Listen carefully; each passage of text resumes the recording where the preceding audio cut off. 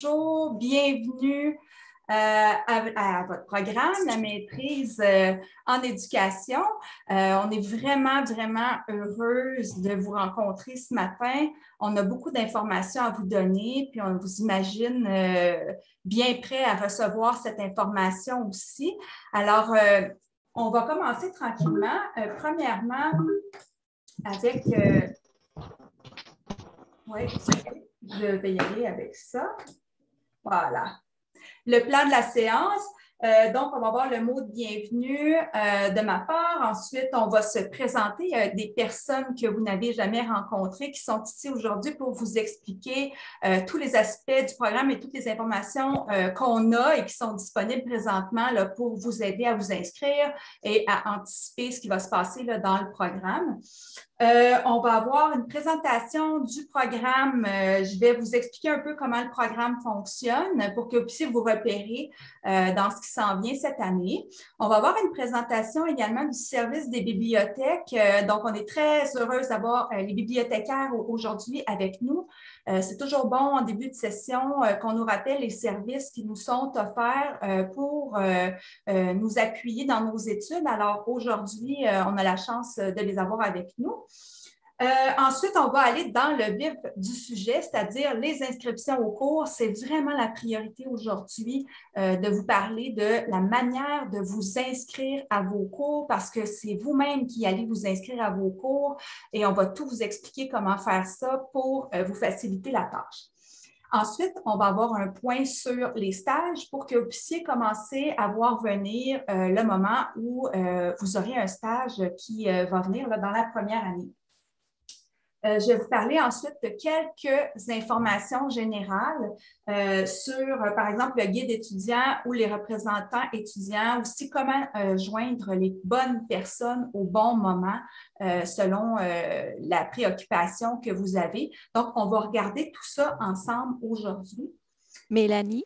Oui. Si tu me permets, tu n'es pas en mode présentation, fait que je pense que ça pourrait être plus grand, puis tu pourrais changer d'acétate aussi. OK.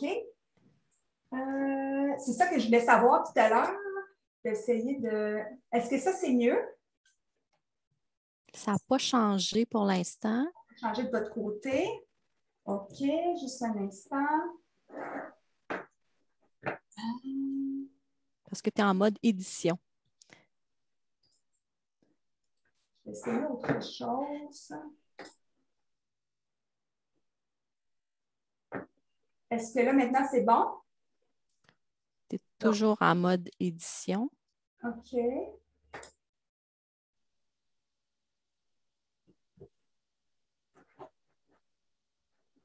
Peut-être si tu fermes le partage. Vous pouvez aller dans Diaporama et à partir de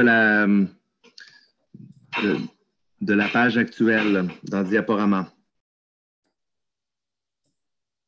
OK. Je m'excuse pour le contretemps. C'est ça que je voulais vérifier. J'ai de la difficulté avec mon affichage sur mon ordinateur. Excusez-moi, si je peux me permettre. Oui. Vous pouvez aller en bas, dans le coin à droite. Oui. Il y a un icône, voyez-vous, avec des flèches, un petit rectangle. Puis ça va mettre en mode affichage de toute la page qui va être présentée. Je crois que c'est ça. Si vous cliquez sur le petit icône en bas à droite. De l'écran. De l'écran, oui. Tu sais, complètement en bas à droite de l'écran, il y a... Tu sais, c'est comme... Un petit icône, un petit rectangle, un carré, en fait, avec des flèches. Oui. Ah, ça a quitté.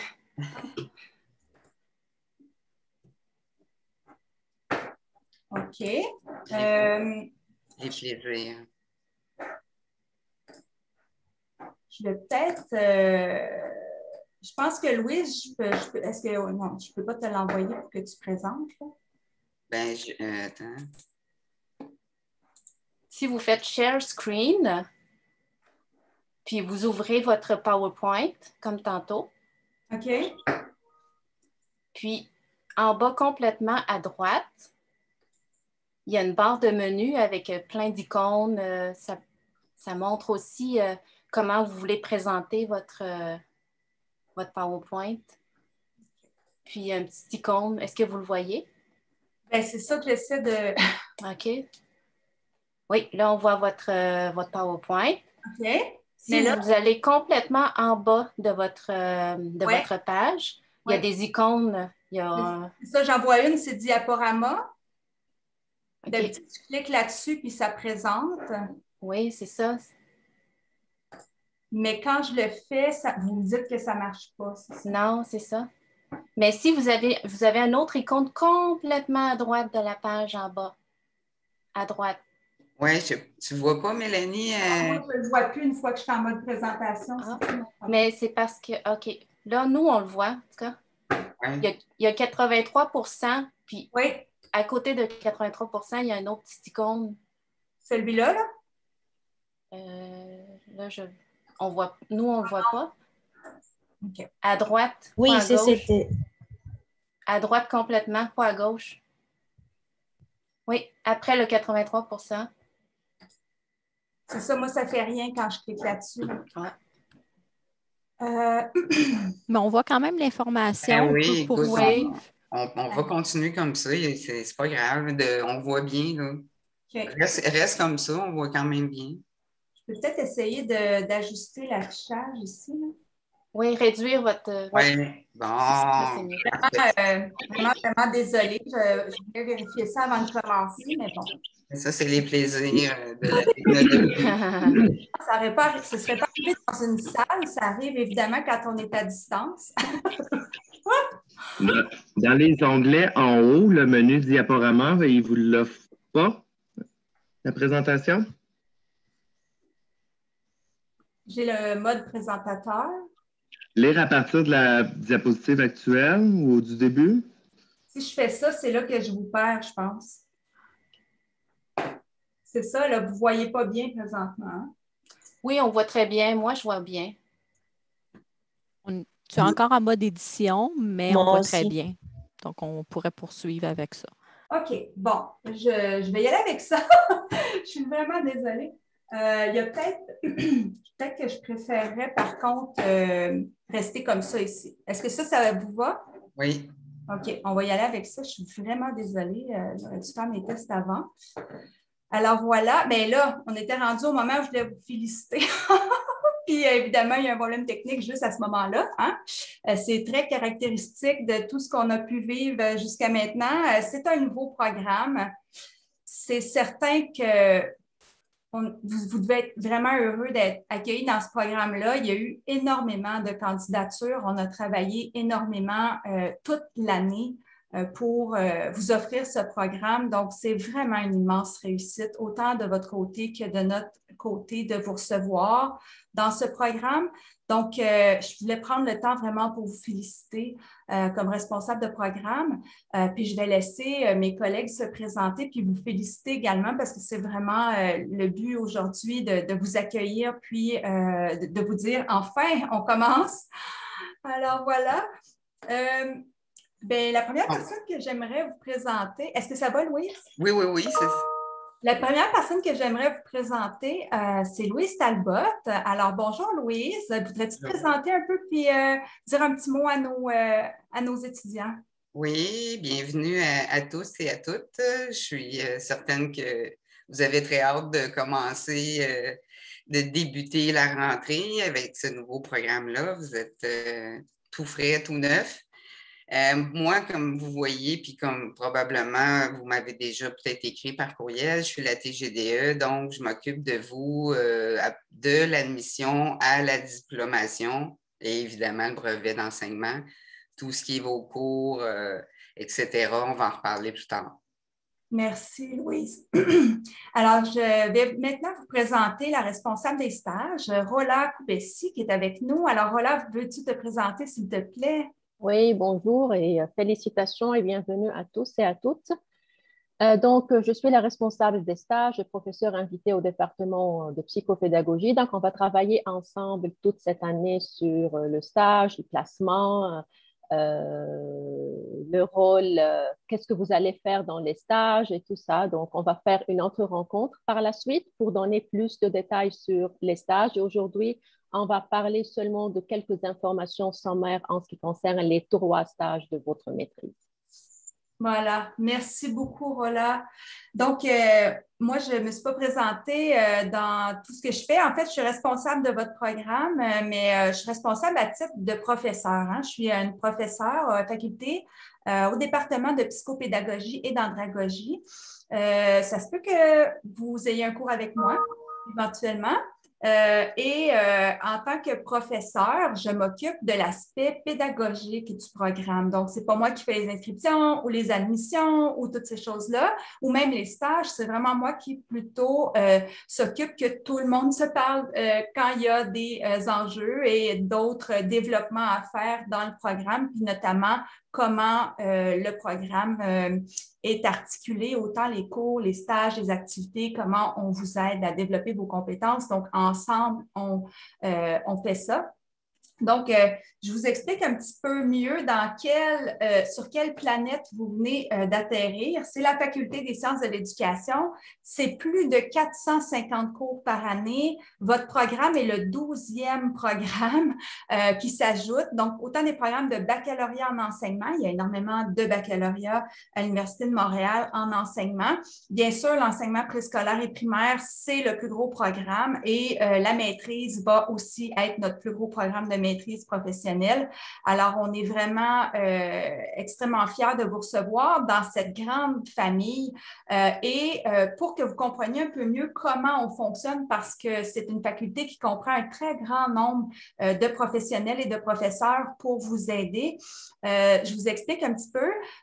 Vous avez eu des contacts récemment, peut-être, avec Louise Talbot, qui, elle, travaille avec Rola au CEFIM. Le CEFIM, c'est le Centre de formation initiale des maîtres. C'est eux qui s'occupent de gérer les programmes en enseignement, dont Josiane Robert est la vice-doyenne, donc la grande directrice. On a aussi Annie Malo, qui est la directrice de la formation pratique.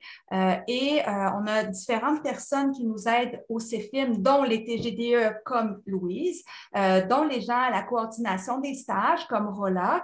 On a également des superviseurs de stages qui travaillent pour le Centre de formation initiale des maîtres et qui vont vous aider à réaliser vos stages. Et il y a aussi des cours qui sont offerts par le CEFIM, entre autres les cours laboratoires dont je vais vous parler tout à l'heure, donc qui ont des sigles EDU pour éducation. Alors ça, c'est pour le CEFIM, qui est un peu la grande boîte qui chapeaute là, tout ce qui se passe à la faculté. Et le CEFIM utilise les cours qui sont offerts par les départements académiques de la faculté. Il y a 3 grands départements académiques à la Faculté des sciences de l'éducation. Il y a un département de didactique, il y a un département de psychopédagogie et d'andragogie et il y a un département d'administration et fondement de l'éducation. Donc, quand vous allez voir les sigles de cours que vous allez voir que les sigles sont différents selon le cours que vous suivez. Bien, ça veut dire que le cours est rattaché à un département académique de la faculté. Donc, tous vos cours de didactique, français, mathématiques, etc., viennent du même département de didactique qui est composé, bien sûr, de professeurs et d'un directeur de département, c'est-à-dire qu'il y a 3 directeurs ou directrices de département. Il y a une directrice en didactique et en psychopédagogie, puis un directeur en administration fondement de l'éducation. Donc, c'est important de comprendre que les professeurs et chargés de cours donnent des cours soit au CEFIM, soit dans les 3 départements académiques. Qui constituent en fait des unités dans lesquelles il se fait de la recherche, de l'enseignement et des services. Et c'est tout ensemble qu'on réussit à vous donner ces 450 cours par année dans tous les programmes et dans le vôtre. Le programme en enseignement, je laisse seulement vous en parler un petit peu parce que là, vous entrez dans un programme qui est professionnel. Ce n'est pas un programme qui ressemble au baccalauréat au baccalauréat disciplinaire que vous avez pu faire avant d'arriver en enseignement.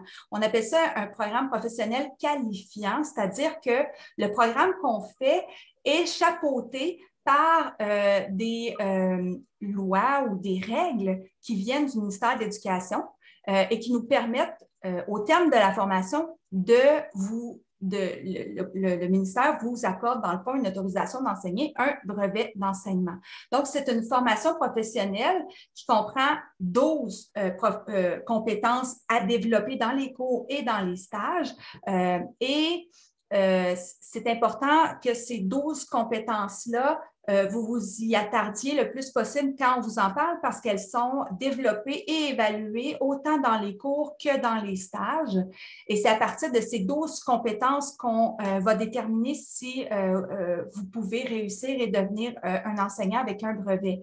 Il y a 2 compétences dont je vais vous parler aujourd'hui, puis une dernière note sur le prochain référentiel qui s'en vient aussi. Premièrement, dans les compétences de fondement de l'enseignement, on a la compétence sur la communication, donc la maîtrise de la langue française. J'en glisse toujours un mot quand j'accueille les étudiants dans le programme d'enseignement primaire au baccalauréat, puis je fais la même chose avec vous. C'est très important la qualité de la langue à l'oral, à l'écrit, dans les cours, dans les communications par courriel avec nous, dans les stages. C'est important partout, en tout temps. Donc, ça, c'est vraiment quelque chose de particulier parce que si vous avez fait un bac dans une autre discipline ou d'autres programmes de maîtrise, peut-être que la langue, bon, il y avait une place qui pouvait être très privilégiée ou peut-être un peu moins, mais disons, elle l'est encore plus dans notre faculté. Donc, il faut vraiment démontrer ses compétences pour pouvoir devenir un enseignant en français au Québec. L'autre compétence très importante, c'est la compétence sur l'éthique professionnelle qui fait partie du groupe sur l'identité professionnelle. Dans cette compétence éthique, je préfère en parler aux étudiants, c'est-à-dire que dans nos échanges ensemble, on est des professionnels, vous êtes maintenant en voie de devenir un professionnel de l'éducation. Donc, quand on se parle entre nous, on utilise toujours un ton respectueux et j'en parle parce que c'est certain que nous recevons beaucoup de courriels d'étudiants qui peuvent être stressés par leur cours, par le programme et tout. Puis des fois, on vit des émotions par rapport à ça. Alors, de faire attention vraiment, de vous exprimer clairement et c'est très important, toujours dans le respect et ça fait partie de ce qui est développé à la faculté. Donc, on s'exige de respecter ces compétences-là de notre côté, puis on s'attend à ce que vous le démontriez aussi. Donc, je vous parle seulement de ces 2 compétences-là pour l'instant et je vous dis aussi que les 12 compétences professionnelles, c'est un ancien référentiel qui date de 2001 et il est en train d'être remplacé présentement par un programme qui vient tout juste d'être approuvé cette année, en 2021, et qui comprend 13 compétences professionnelles qui vous seront présentées éventuellement dans les cours et qui seront utilisés pour l'évaluation dans les cours et dans les stages. Donc, on est en transition présentement dans le référentiel de compétences, mais sachez qu'il ne change pas fondamentalement. C'est pas mal les mêmes compétences. Et ça va être intéressant aussi que vous puissiez travailler avec ce nouveau référentiel dès le début de votre formation. Donc, ça va venir progressivement là, dans la prochaine année, puis très certainement à partir de l'année prochaine. Votre programme, ici, j'aurais dû corriger, en première année, oui, en deuxième année et en troisième année, parce que vous n'avez pas 4 ans, mais bien 3 ans de prévu dans ce programme, comprend des thèmes annuels pour nous aider à organiser les cours et les stages. Donc, la première année, on se centre sur comprendre le contexte scolaire québécois de la classe, que ce soit en éducation préscolaire ou au primaire. Dans la deuxième année, les cours et les stages sont organisés pour vous aider à intervenir puis à réguler vos pratiques dans l'enseignement, autant au préscolaire qu'au primaire. Et dans la troisième année, c'est là que vous vous engagez davantage dans la profession enseignante parce qu'on est dans la fin de la formation et vous êtes en insertion professionnelle. Donc, pour certains, vous avez déjà commencé à être un enseignant dans le milieu scolaire, mais dans la troisième année, ça va s'affirmer encore plus, puis on va vous accompagner là-dedans. Je viens de voir qu'il y a des mains levées. Pour l'instant, je vais prendre les questions seulement à la fin. Donc, je vous demande quand vous avez des questions, s'il vous plaît, notez-les pour ne pas les oublier. Alors, vous allez avoir dans votre programme des laboratoires d'intégration disciplinaire. Donc, ça, c'est la particularité de notre programme en enseignement à l'Université de Montréal. On va vous demander une tâche intégratrice. Vous avez peut-être connu ça dans d'autres programmes. C'est des tâches qui sont souvent coopératives, souvent à la base d'études de cas ou de problèmes à résoudre. Et c'est une démarche qui vise à faire des liens entre les différents cours et les différents stages que vous faites dans une année de formation. Donc, c'est en lien avec les thèmes annuels dont je viens de vous parler. Et c'est en lien aussi avec des tâches que les professionnels de l'éducation font. Alors, je tenais à vous en glisser un mot ici. Alors, on est rendu maintenant à passer la parole à nos bibliothécaires qui vont nous expliquer là, tous les beaux services qu'elles offrent pour que vous puissiez réussir vos études. Donc, je vous demande d'être bien attentifs et attentives aux informations qu'elles vont vous communiquer. Également pour la portion bibliothèque, étant donné que nos bibliothécaires vont nous quitter tout de suite après, là, vous pourrez poser vos questions tout de suite après leur présentation. Alors, je laisse la parole. Oui, merci beaucoup, Mélanie. Donc, je vais commencer en première partie, puis ma collègue va reprendre à la suite. Donc, je vais commencer par nous présenter. Dans le fond, nous sommes 2 bibliothécaires à être disponibles pour vous. Donc, ma collègue Valérie Bastien, qui s'occupe des premiers cycles, plutôt en didactique. Elle s'occupe aussi de la didactèque, tout ce qui concerne la littérature jeunesse aussi. Moi, je suis Nolwenn Seligoalec, donc je m'occupe plutôt des cycles supérieurs, donc des maîtrises, plutôt du côté de la psychopédagogie et de l'andragogie. Puis tout ce qui est administration et fondement de l'éducation. Alors, on a des dossiers comme ça répartis, mais on a exactement les mêmes compétences. Donc, vous pouvez nous poser des questions à l'une ou à l'autre, pas les deux en même temps. On va se faire un grand plaisir de vous répondre. Il n'y a vraiment aucun problème. Alors, on pourrait passer à la diapositive suivante. Donc, dans le fond, ce qu'on va faire aujourd'hui, c'est moi, je vais vous présenter les services en ligne de la bibliothèque, parce que vous allez sans doute vouloir travailler de la maison et on a tout un tas de services en ligne. C'est très gros, je vais passer assez vite. Vous allez avoir beaucoup d'informations dans les séances aujourd'hui. Puis, Valérie va vous présenter les collections physiques de la bibliothèque. Donc, vous avez beaucoup de ressources sur place, mais aussi à distance. Donc, on pourrait changer encore la diapositive. Donc, dans le fond, pour votre accès, votre porte d'entrée vers les services en ligne de la bibliothèque, c'est le site des bibliothèques. On a un site donc, que vous retrouvez à bib.umontréal.ca et vous allez arriver sur cette page d'accueil. Alors là, vous allez voir, il y a déjà quand même pas mal d'informations.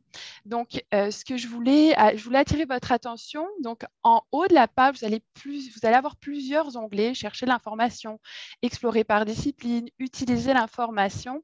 Là, vous allez avoir tout un tas de guides qui vont vous aider, tout un tas de ressources pour la rédaction de vos travaux, par exemple, aller chercher des revues, des articles. Je vais revenir plus en détail dans la prochaine acétate. Vous allez avoir, on l'a encadré en gros, donc un outil de recherche qui s'appelle Sophia. Donc en fait, Sophia, c'est vraiment ce qui correspond à notre catalogue de bibliothèque. Donc, ce qui est intéressant, c'est que même de la maison, vous allez pouvoir accéder aux mêmes services que si vous étiez à la bibliothèque. Vous allez pouvoir consulter le catalogue, vous allez pouvoir accéder à des livres numériques, à des articles, à des bases de données aussi. Pour ça, pour ce faire, il va quand même falloir faire une petite manipulation technique. Donc, c'est le deuxième petit encadré dans les liens suggérés. Ce lien, il est là vers le proxy. Vraiment, vous allez voir, il y a une petite recette à suivre selon votre explorateur. C'est quand même assez simple. Puis ça va être vraiment ça qui va vous permettre de faire le pont entre votre ordinateur à la maison et les services de la bibliothèque qui sont à la bibliothèque. Donc, on va revenir aussi plus en détail. Valérie va vous expliquer un petit peu toute la technicalité. C'est pas grand-chose, mais des fois, ça se peut que vous soyez déjà connecté à un proxy avec votre travail, par exemple. Puis, bon, il pourrait y avoir un petit problème technique. Alors, il y a un autre encadré tout de suite sur la page d'accueil qui s'appelle « Une question ». En fait, ça, c'est du clavardage. Donc, derrière ce clavardage, il y a toujours une bibliothécaire, une technicien en documentation et un technicien informatique, donc en soutien technique. Donc, si vous avez un problème de branchement, vous pouvez poser votre question. Évidemment, vous pouvez poser votre question sur toutes les questions qui concernent la bibliothèque. Vous n'arrivez pas à faire une recherche, vous n'arrivez pas à télécharger un article, vous ne savez pas par où commencer votre recherche. Vous posez votre question ici, ça va vraiment nous faire plaisir de vous répondre. Si la personne n'est pas capable de vous répondre parce que ce n'est pas son champ d'expertise, les sciences de l'éducation, ben, ce n'est pas grave. Vous allez remplir un petit bordereau, puis la question va nous revenir. On va vous répondre vraiment en général dans les 24 à 48 heures. Par courriel. Par courriel, oui. Cette fois-là. La question va arriver par courriel. On va vous répondre par courriel. Donc voilà, tous les chemins mènent au bibliothécaire. On pourrait passer à la diapositive suivante. Donc là, je vous ai indiqué les bandeaux. Donc, dans les grands bandeaux en haut, vous avez explorer par discipline et vous avez un portail vraiment dédié à l'éducation, la psychoéducation. Donc, c'est vraiment votre porte d'entrée. Vous allez à peu près dans le milieu de la page, vous allez avoir un guide en complément base de données. Donc, les guides, c'est vraiment tout un tas de ressources là, en sciences d'éducation. Vous allez pouvoir explorer le domaine. Vous allez avoir des nouvelles en sciences d'éducation. Vous allez avoir tout ce qui concerne les outils méthodologiques pour faire vos recherches.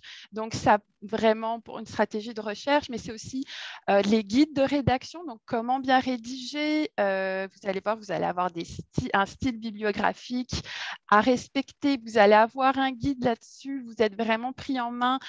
Tout est là vraiment pour vous faciliter la tâche et vous faire sauver du temps justement dans vos rédactions de travaux. Ou encore dans vos recherches, comment chercher un article d'une revue scientifique, d'une revue professionnelle. Vous allez avoir toutes ces ressources ici.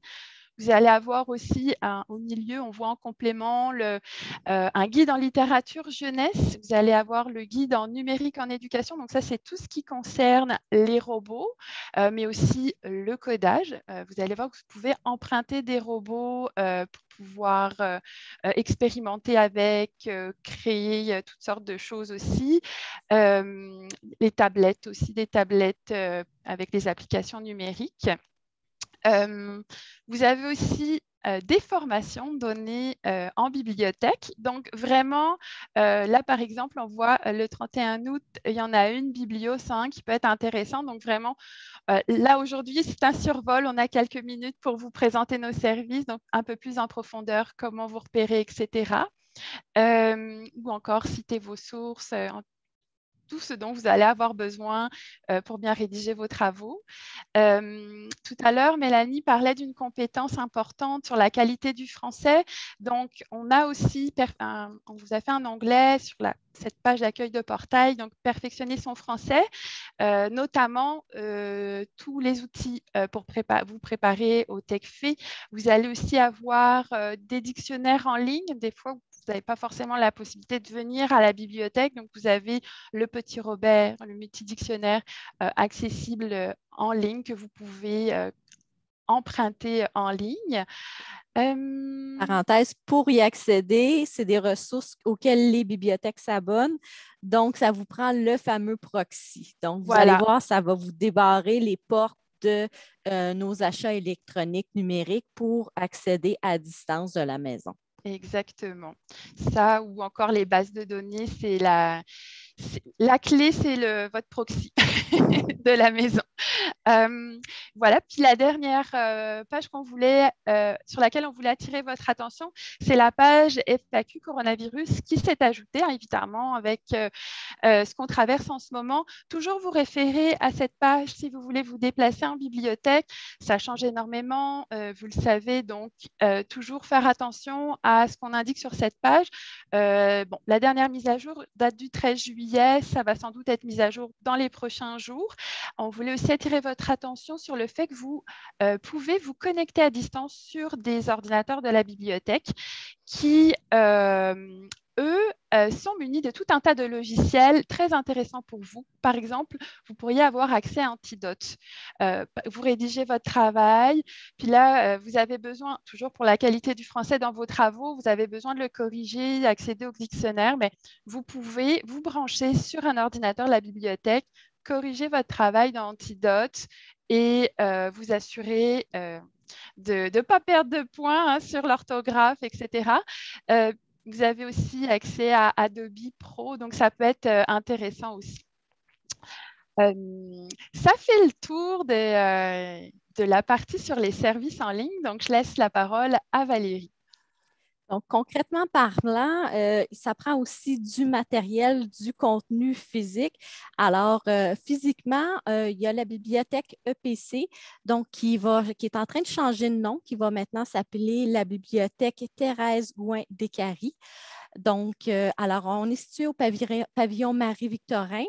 Donc, là, vous voyez la porte, donc le G205. Elle est située sur 2 étages. Dans cette bibliothèque-là, vous allez retrouver des ouvrages théoriques, des ouvrages de pédagogie pratique sur la gestion de classe, par exemple. Beaucoup de documentation en français publiée au Québec. C'est encore du papier parce que c'est la réalité de nos éditeurs, mais dès qu'il y a une version électronique, c'est bien sûr, on l'achète. Donc, il y a un volet plus théorique, les grands penseurs aussi en éducation. Il y a aussi l'autre espace dans la bibliothèque Thérèse Gouin-Descaries, la didactèque. Donc, quand on parle de didactèque, on parle d'une collection de manuels scolaires, de cahiers d'activités, de corrigés, de guides d'enseignement. Donc, c'est ce qu'on retrouve. On retrouve aussi des trousses, des accessoires didactiques. Si on regarde la photo du milieu, on peut penser à des bouliers, des abacs, des balances, des formes géométriques.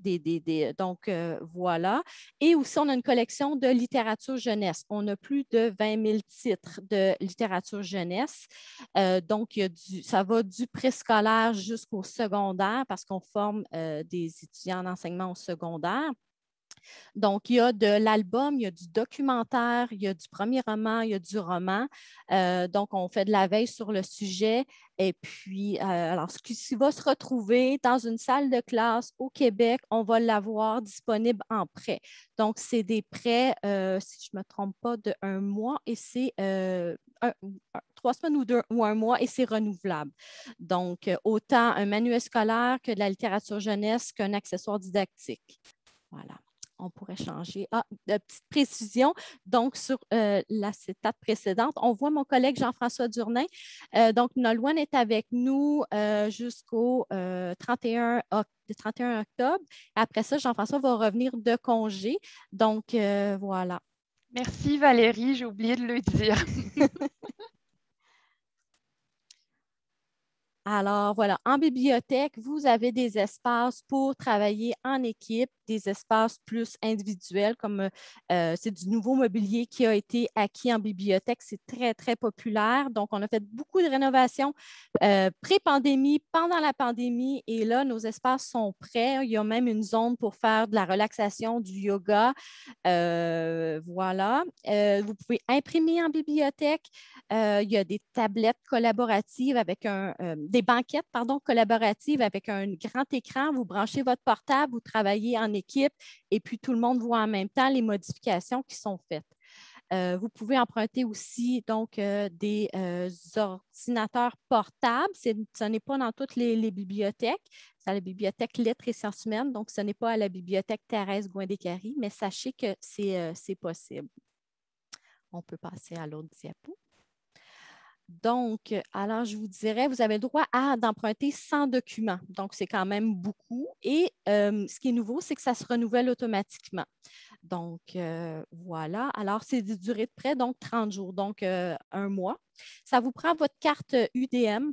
Donc, auparavant, elle était plastique. Maintenant, elle est virtuelle dans votre Mon UDM.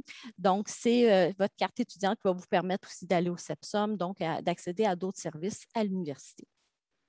On peut changer. Bien sûr, bon, à l'université, il faut réévaluer ses réflexes de se tourner vers Google et vers Wikipédia. On peut changer. Et pour découvrir des sources plus scientifiques telles que dans Sophia, il y a des articles scientifiques, il y a des bases de données comme Érudit, Eric en français, en anglais, et se tourner vers des ressources professionnelles comme le périodique Le Pollen, la revue préscolaire ou la revue Vive le primaire. On peut changer.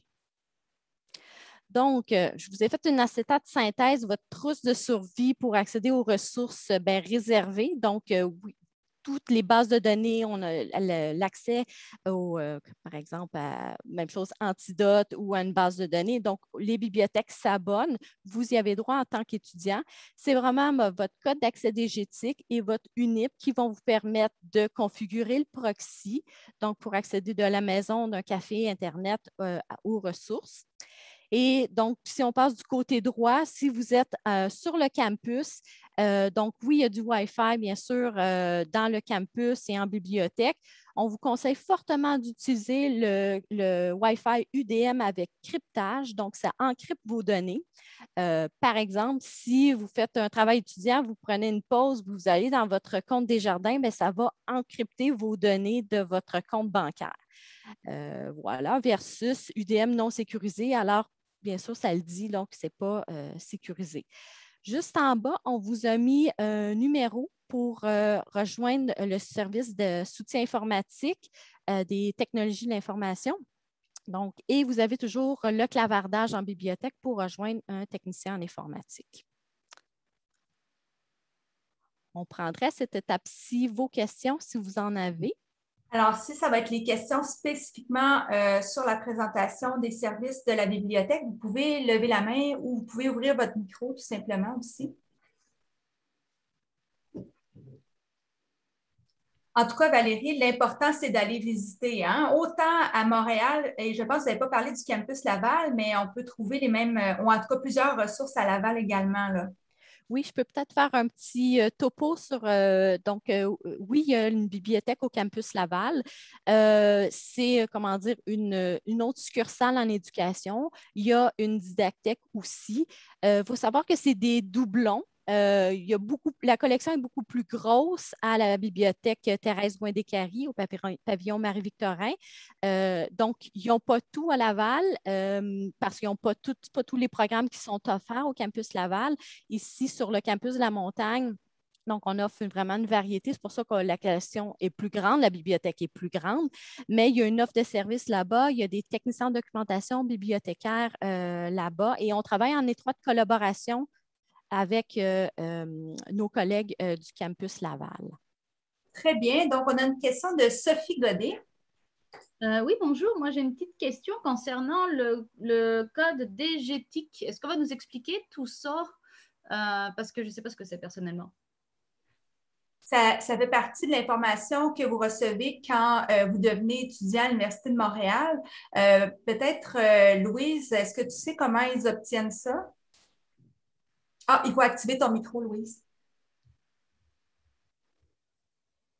Oui, vous devez avoir reçu, peut-être pas vous, parce que je pense que vous avez reçu votre avis d'admission dernièrement, je crois. Oui, exactement. Pour l'instant, dans mon centre étudiant, je suis encore refusée. Là. Bon, c'est ça. C'est pour ça que vous n'avez pas encore ça, mais dès que vous allez avoir eu votre avis d'admission corrigé et que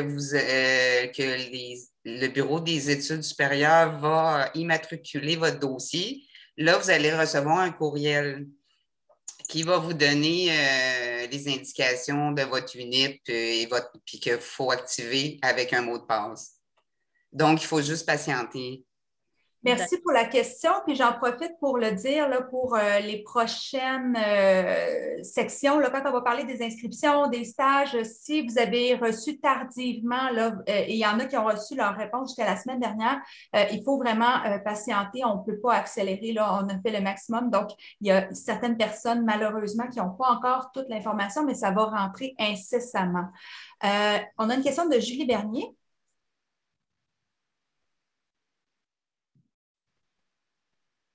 Ah, Julie, est-ce que vous êtes capable d'activer votre micro? OK. Oui, bonjour. J'avais juste une question, c'était fait. Est-ce que vous m'entendez? Oui, on vous entend Vous maintenant. m'entendez? Oui. OK, désolée, bonjour. J'avais une question concernant Antidote. Est-ce que c'est possible en tant qu'étudiant d'y avoir accès là, en le téléchargeant ou est-ce qu'on a des licences? Est-ce que l'université donne des licences pour ça aux étudiants ou faut vraiment, on peut juste l'avoir en se connectant sur un ordinateur de la Bibli? Donc, les bibliothèques, donc physiquement, les bibliothèques, c'est installé sur tous les postes en bibliothèque. C'est pour ça qu'il y a une offre de connexion à distance. Pendant la pandémie, Antidote a été, libéré. Donc, c'était permis d'installer sur vos postes personnels à la maison. Ça a pris fin, si je ne me trompe pas, le 31 décembre 2019. Donc, depuis, l'offre, c'est en bibliothèque sur un poste ou à distance en se connectant. Sans ça, c'est de vous le procurer par vous-même. OK, parfait. Puis est-ce qu'on a si jamais je le veux, là, mettons, est-ce qu'on a des rabais universitaires ou non? Est-ce qu'on a des espèces de plans ou non, pas du tout?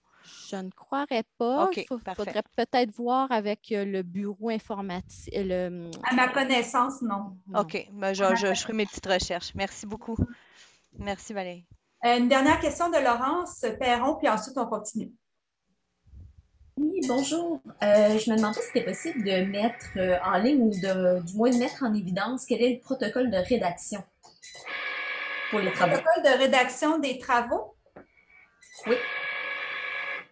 Vous allez recevoir un guide étudiant dans lequel il va y avoir certaines informations. Puis, pour ce qui est de la rédaction, au niveau des bibliothèques, est-ce qu'il y a des ressources, hein, je crois?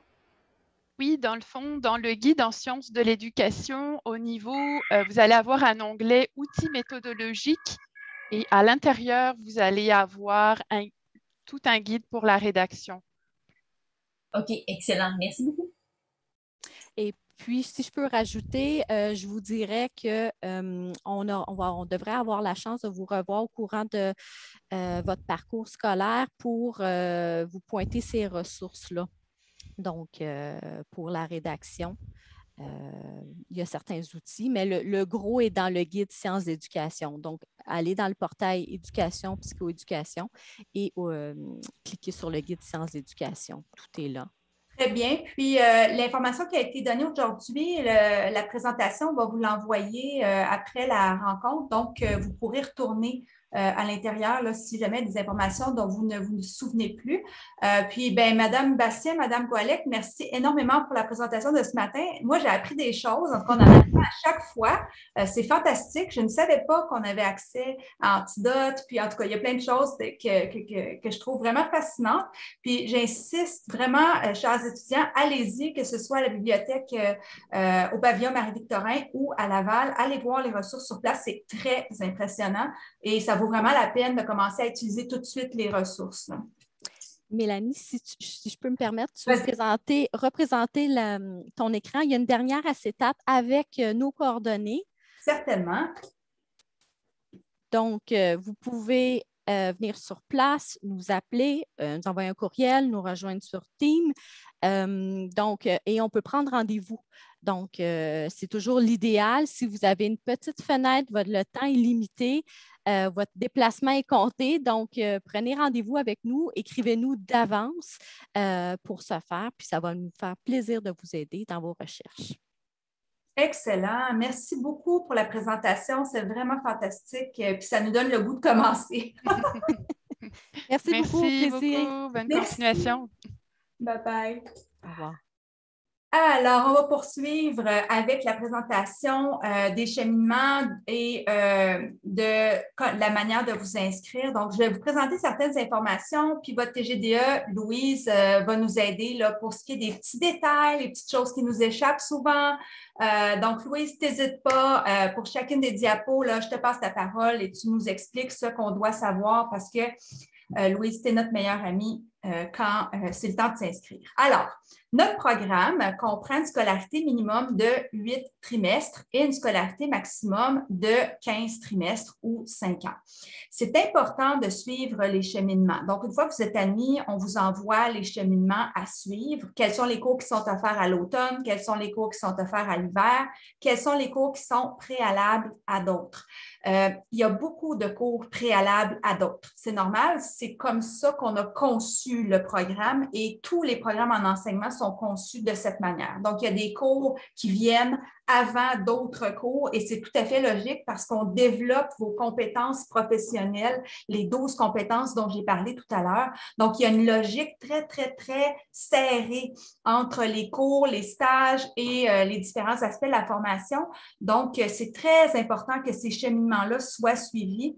Les TGDE ne peuvent pas faire ce qu'elles veulent avec les cours dans le programme. Elles doivent, elles aussi, suivre la structure du programme. Et c'est la même chose pour vous quand vous allez vous inscrire. Il y a parfois des cours que vous ne pouvez pas mettre dans votre panier et auxquels vous ne pouvez pas vous inscrire parce que vous n'avez pas les préalables. Donc, c'est important de savoir qu'il y a un cheminement, il y a une manière d'avancer dans le programme et c'est très, très important de suivre ça globalement. Louise, est-ce que ça va jusqu'à maintenant? Excuse. Oui, c'est parfait. Oui, c'est exactement ça. Exactement ça, hein? Oui. Parce que Louise, tu n'as pas de baguette magique pour faire des miracles, là, non? Non, malheureusement, non. Mais si jamais j'en trouve une, je te l'envoie en premier. Bon. OK. Les cours complémentaires. Bon, j'ai deux choses à vous dire. Avant qu'on parle là, des cours que moi, comme responsable de programme, j'ai beaucoup de plaisir à planifier parce que, bon, on regarde les 4 années, on place tous les cours. Il faut comprendre que quand on arrive en enseignement, il y a des cours qui sont nécessaires et qui sont complémentaires, puis d'autres qui sont obligatoires en fonction de votre situation. Donc, je commence par vous expliquer ces cours-là. Louise nous donnera les précisions. Donc, premièrement, obligatoire pour tout le monde, le cours de DID 1000T, notion de maths au primaire, qui s'offre à l'automne et à l'été de la première année, mais il doit être réussi au terme de la première année d'études. Donc, c'est important de comprendre que si vous le faites à l'automne, vous avez une chance seulement toujours, que ce soit un cours ou un stage, si vous avez un échec, vous avez seulement une reprise. Ça, c'est une règle qui peut jamais, on ne peut jamais déroger de cette règle-là. Donc, si vous pensez que notion de maths au primaire, ça peut être difficile pour vous, inscrivez-vous à l'automne parce que vous n'avez seulement qu'une seule reprise. Ensuite, vous allez être retardé parce que ça doit vraiment être réussi en première année pour pouvoir s'inscrire à la suite. C'est bien ça, Louise, hein? Oui, c'est bien ça. Puis c'est ça, ben, tant qu'à y être, je vais préciser qu'un échec à la maîtrise, eh bien, c'est une note inférieure à C. OK. Et c'est sûr que vous avez le droit à une reprise de votre évaluation, mais si vous avez un second échec après la reprise, eh bien, ça amène à l'exclusion. Exactement. Donc, c'est important qu'on le sache dès le départ, hein, Louise? Oui. C'est important, ces cours-là. C'est absolument nécessaire pour continuer dans le programme. Oui. Et c'est la même chose pour le didactique 2000, le didactique de l'oral. Lui doit être réussi au terme de la deuxième année, par contre. Donc, il pourrait être suivi cet automne, mais vous pourriez choisir de le déplacer à l'hiver puis de vous inscrire à l'hiver à ce cours-là. C'est bien ça, Louise? Oui. Excellent. Ensuite, il y a des cours hors programme qui dépendent de votre résultat au TFLM. Donc, je sais qu'il y a des étudiants qui viennent seulement de savoir qu'ils allaient être admis. Vous allez avoir toute l'information sur le TFLM. Il y a des passations qui s'en viennent pour ceux qui ne l'ont pas encore fait. Et quand vous avez le résultat au test de français, vous saurez à quel cours vous inscrire. Donc, il n'y a aucun cours à faire si vous avez réussi le TFLM à plus de 75 %. Puis, je félicite déjà ceux qui ont réussi ce tour de force. Il y en a quelques-uns, même il y en a beaucoup parmi vous. Je veux simplement mentionner, parce que je ne vous l'ai pas dit tout à l'heure, J'ai fait le bac en enseignement primaire à l'Université de Montréal il y a quelques années, je ne dirais pas lesquelles. Moi, j'avais en bas de 65. Donc, je n'ai pas de difficulté à le dire. Si jamais vous avez une difficulté en français, bien, vous allez devoir vous inscrire à des cours. Donc, si vous avez entre 65 et 75, vous vous retrouvez dans la situation où j'étais quand j'ai fait le programme en enseignement il y a plusieurs années, bien, vous devez vous inscrire au DID 10-10T qui se donne à l'hiver ou à l'été prochain. Et donc, il doit être réussi, celui-là, au terme de la deuxième année. Et donc, c'est très important de s'inscrire à ce cours-là si vous avez ce résultat. Et si vous avez moins de 65% au TFLM, à ce moment-là, il y a 2 cours à faire, le DID 1009 pour la grammaire et le DID 1010T, donc bien sûr celui que je viens de mentionner, le français écrit, qui est à faire et à réussir. Donc le premier, le DID 1009, doit être réussi au terme de la première année. Vous pouvez déjà vous inscrire à l'automne et l'autre doit être réussi au terme de la deuxième année, puis les inscriptions se font à l'hiver ou à l'été. Donc, il n'y a pas de... Si jamais vous devez faire un cours hors programme, s'il vous plaît, ne le prenez pas comme un échec. Au baccalauréat, la majorité de nos étudiants font ces cours-là. Donc, je tiens à le mentionner parce que parfois, on peut penser, j'ai un résultat un peu moindre, je suis une moins bonne personne dans la vie. Ce n'est pas tout à fait ça, pas du tout. On est là pour vous aider et la preuve, on offre ces cours pour vous aider à vous améliorer et éventuellement réussir le très difficile TECFE qui vous donne le droit au brevet d'enseignement. Donc, quand je vous disais que c'est important le français, là, c'est là-dessus. Là. Vas-y, Louise. Oui, j'ai juste une petite précision pour le DID 1009 puis le DID 1010. Comme mon rôle est un peu un rôle de jouer à la police avec vous, c'est moi qui dois vous inscrire à ces cours-là. C'est les seuls cours que il faut passer par moi. Le reste des cours, le DID de 2000 oral, tout ça, vous pouvez vous inscrire. Mais ces 2 cours-là, c'est moi qui vais vous inscrire et je vais vous le confirmer par courriel, votre inscription. OK, donc le DID 1009, ce n'est pas nous qui s'inscrivons, là, ça va se faire par toi. Oui. Puis aussi, il y a du tutorat aussi. N'hésitez pas si vous avez besoin d'aide. On offre du tutorat en français, en mathématiques aussi, en passant. Ils vont recevoir l'information par courriel là, sur le tutorat, c'est ça? Oui, oui. OK. Donc, très important de prendre ça au sérieux. Si jamais vous avez des difficultés importantes en français ou que vous êtes en apprentissage du français, ça peut arriver que vous parliez plusieurs langues et que vous êtes en apprentissage du français, vous avez des bouchées doubles à mettre. N'hésitez pas à recourir aux ressources des bibliothèques qui ont été présentées tout à l'heure ou même, dans mon cas à moi, il y a plusieurs années, j'ai dû prendre un cours pour m'assurer de passer ce qu'on appelait le CEFRAN dans ce temps-là. J'avais suivi un cours tout à fait par moi-même là, au niveau de la faculté des études permanentes, c'est ça, de l'Université de Montréal. Donc, il est toujours possible pour vous de prendre en charge là, vos propres compétences et d'aller chercher toutes les ressources dont vous avez besoin au moment où vous en avez besoin. Donc, je vous incite à considérer là, qu'il faut être très sérieux sur la qualité du français.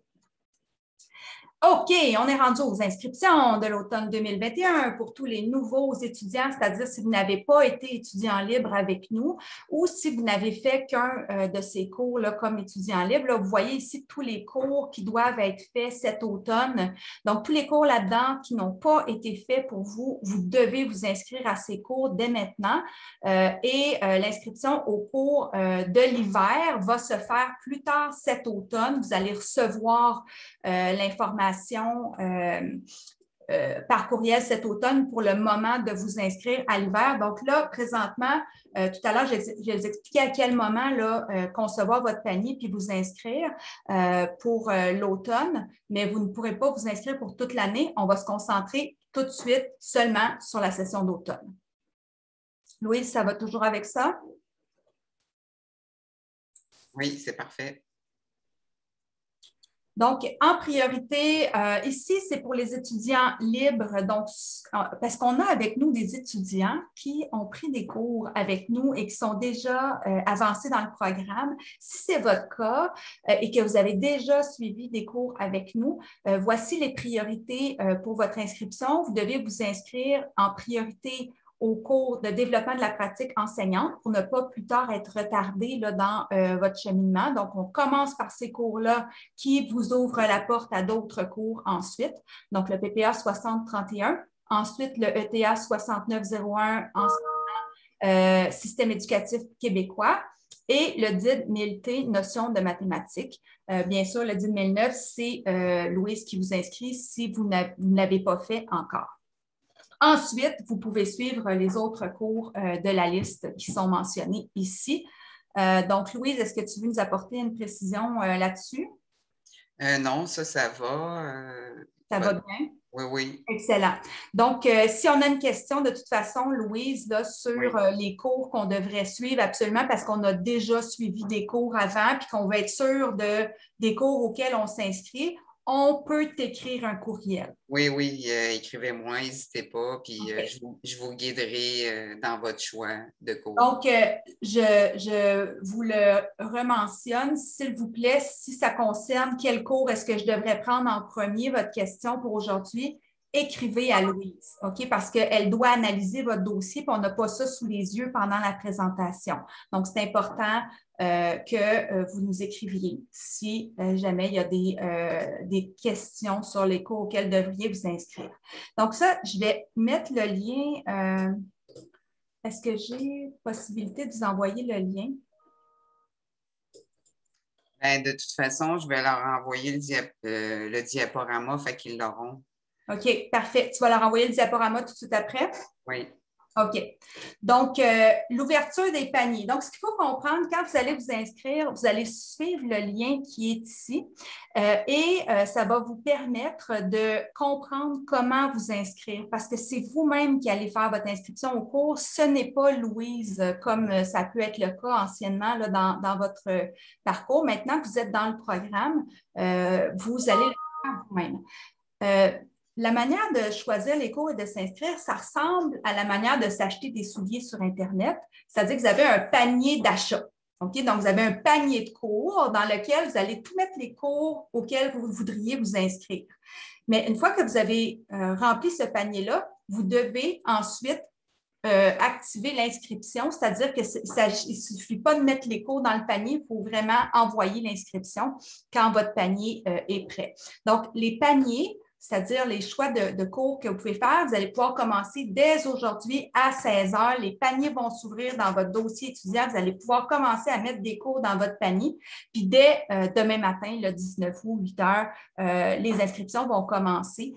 Et donc, vous allez pouvoir à ce moment-là officialiser votre demande d'inscription à chacun des cours. Est-ce que c'est bien clair, ça? Moi, Mélanie, je veux juste sauter sur qu'est-ce que tu viens de dire parce qu'il y a des gens qui se sont déjà inscrits, mais à travers l'onglet formulaire. Oui, ce n'est pas la bonne procédure. Alors, je vous donne la bonne procédure actuellement.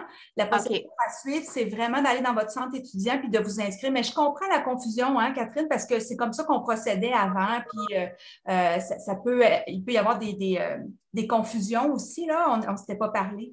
Mais il faut vraiment que vous inscriviez par vous-même. Vas-y, Louise, je pense que tu veux ajouter. Oui, j'ai vu mes courriels ce matin, catastrophique le nombre de formulaires et tous ces formulaires-là vont être refusés. OK. Donc, ce n'est pas par formulaire qu'on s'inscrit. Il faut vraiment aller dans notre centre étudiant. Mais si vous avez déjà rempli votre formulaire, vous savez quoi mettre dans votre panier. Hein? Vous avez déjà fait vos devoirs. Puis ça, c'est la bonne nouvelle que vous ayez fait vos devoirs par vous-même parce que chaque dossier est unique, surtout quand vous avez suivi des cours avec nous comme étudiant libre.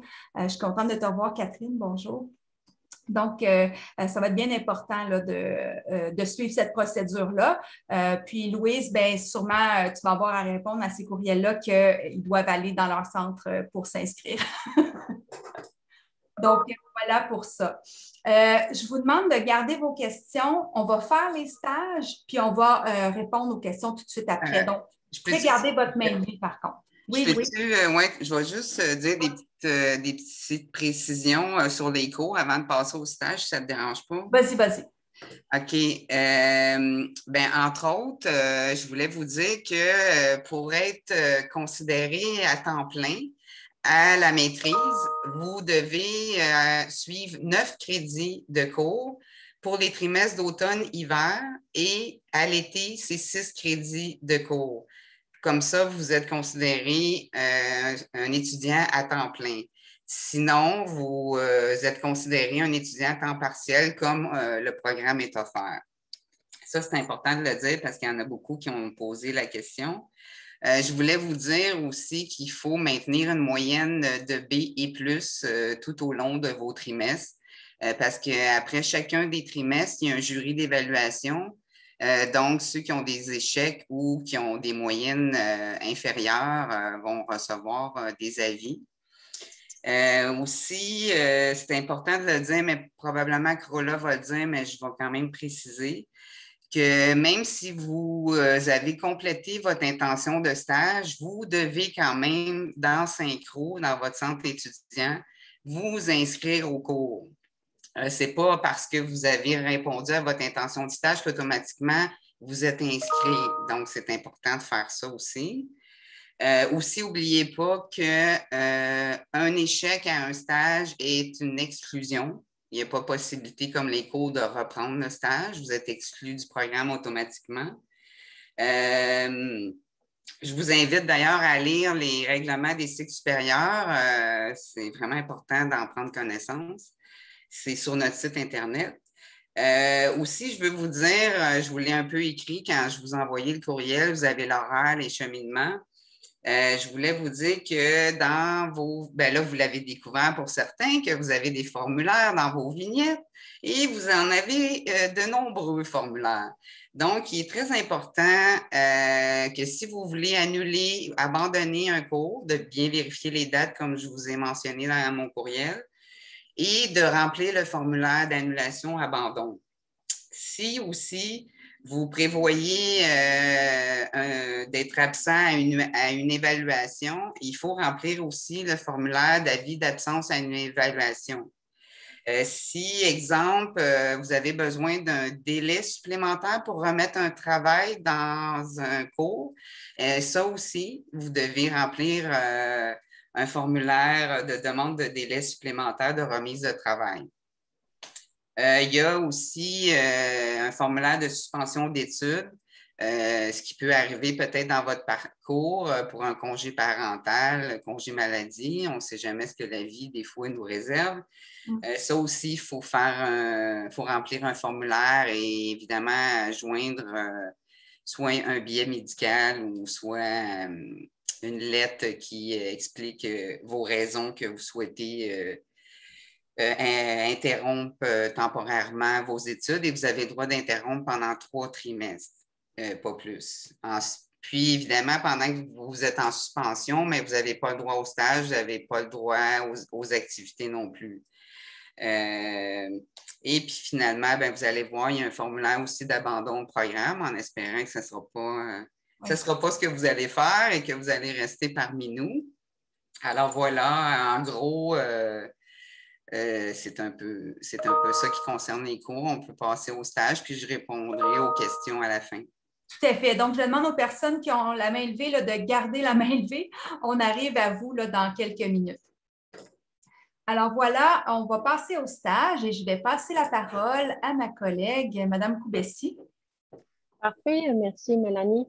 Donc, on va parler un petit peu des stages et Mélanie et Louise, n'hésitez pas si vous voulez ajouter des précisions. Donc, il s'agit de 3 stages. Le premier stage, 1 crédit. Deuxième stage, 4 crédits et 6 crédits pour le 3e stage. Donc, il s'agit de 3 années et chaque année, on va avoir un stage.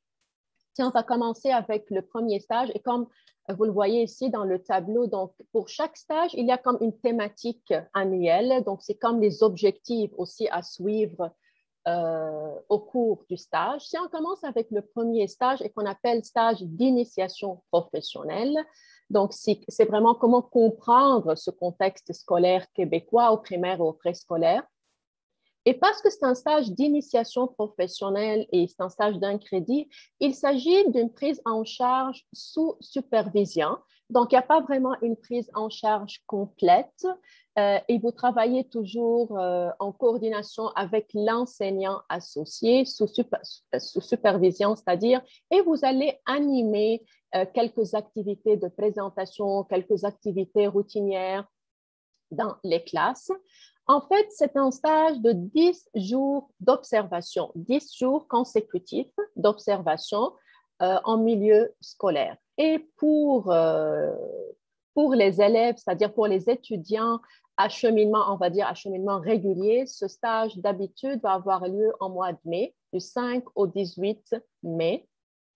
Et comme Louise a dit avant, donc il y en a toujours des cours préalables. Donc, vous devrez terminer certains cours avant de s'inscrire à ce stage. Et je répète, 10 jours consécutifs d'observation. Et à côté de ça, il y en a ce qu'on appelle séminaire. Donc, vous allez travailler avec le superviseur pour discuter de vos observations, pour analyser des situations, pour qu'il vous donne des rétroactions. Donc, on va parler beaucoup plus de ces détails dans des sessions InfoStage qui vont venir après. Une chose importante ici, que ce stage, idéalement, le premier stage doit se faire au préscolaire. Donc, 10 jours au préscolaire pour faire des observations en classe avec un ou bien une enseignante associée. Ici, j'ai écrit quelque chose sur le cheminement particulier, mais c'est plutôt pour les étudiants libres, donc ça c'est pour après, ce n'est pas pour maintenant. On passe au deuxième stage. Donc, c'est un stage de 4 crédits et on parle ici d'intervention pédagogique. Donc, vous allez vraiment prendre plus ici une prise en charge progressive et prise en charge complète ou bien plus ou moins autonome. C'est-à-dire que vous allez vraiment intervenir en classe, vous allez planifier avec l'enseignant associé, vous allez écrire, c'est-à-dire des canevas, des planifications pour des situations d'apprentissage et vous allez enseigner, mais toujours vous allez être accompagné par l'enseignant associé. Donc, pour cette raison, la thématique annuelle, c'est intervenir dans ce milieu en contexte scolaire, c'est-à-dire. C'est un stage de 35 jours. Il va y avoir 2 ou bien 3 jours de pré-stage. On va préciser ça après. Et d'habitude, ça se fait au trimestre d'été, entre mai et juin.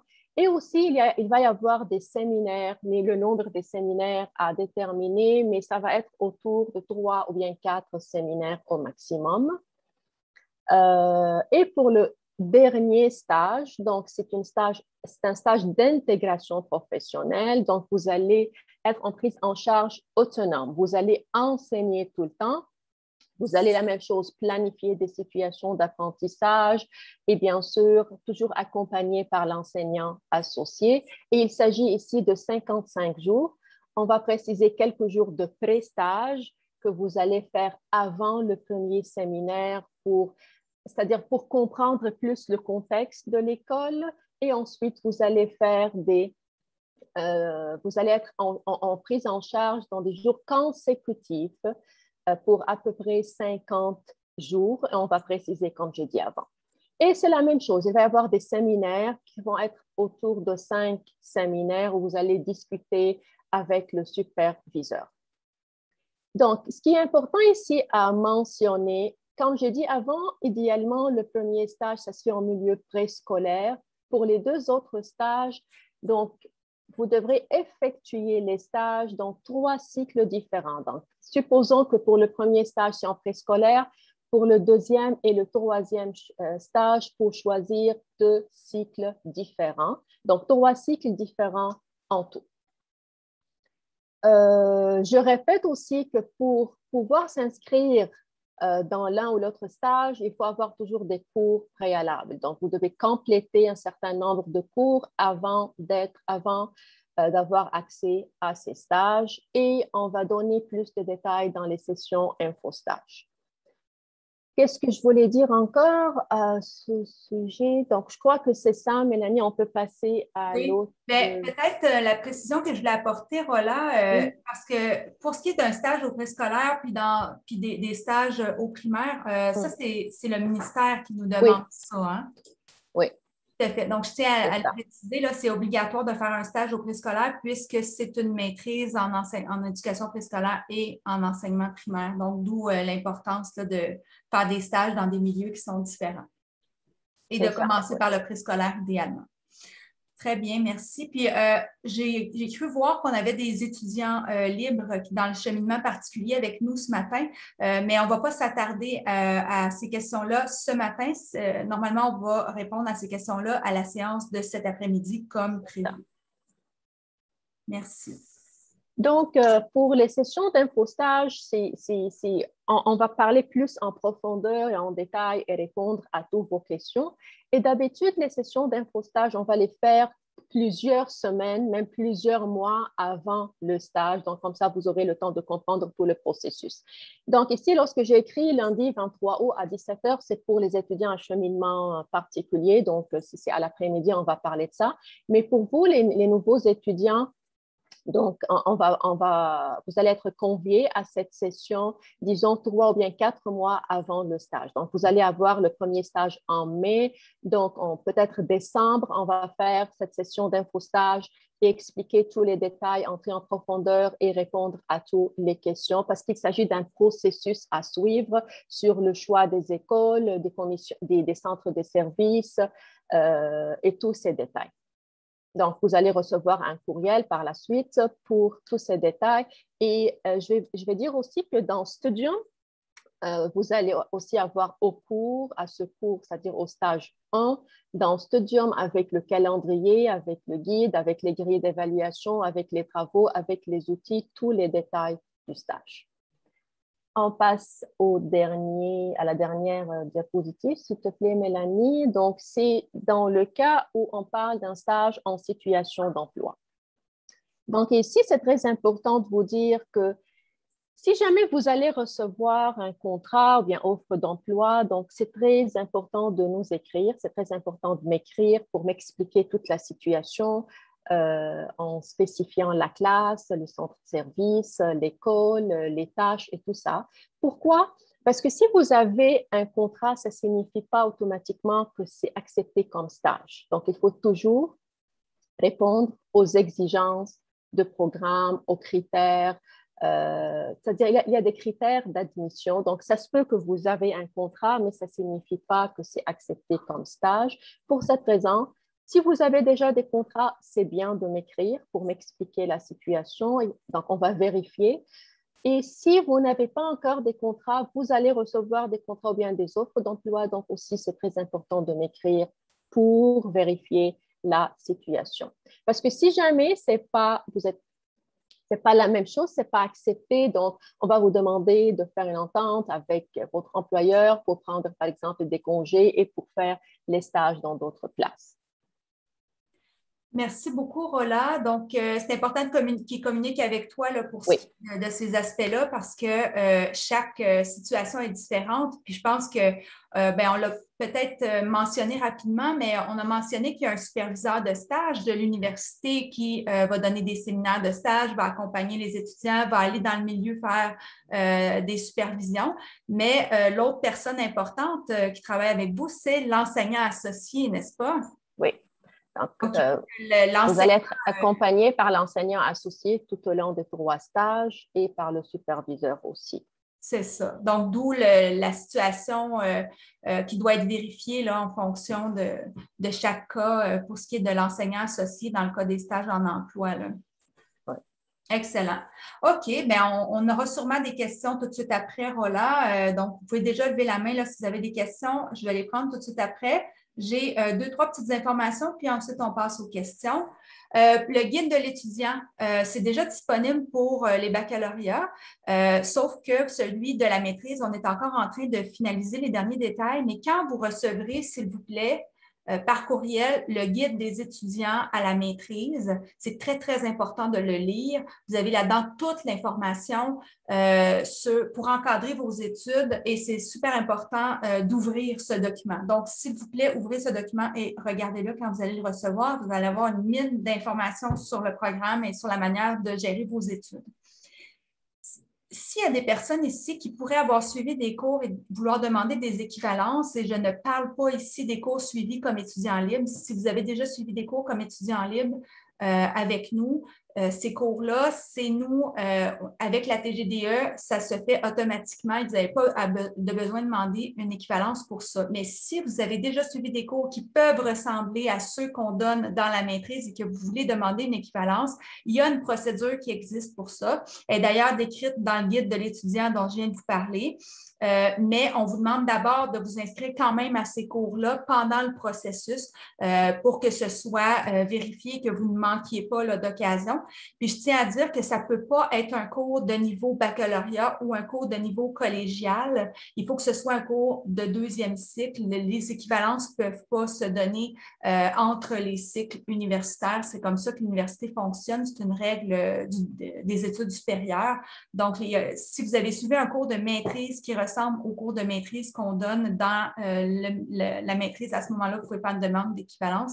Mais sinon, il n'y a pas d'équivalence qui vont être accordées si c'est un cours de baccalauréat, par exemple. Un petit mot sur les représentants étudiants. Comme responsable de programme, j'anime plusieurs fois par année un comité de programme qui se penche sur tous les ajustements, les ajouts, les améliorations à apporter au programme. On travaille toujours avec les associations étudiantes.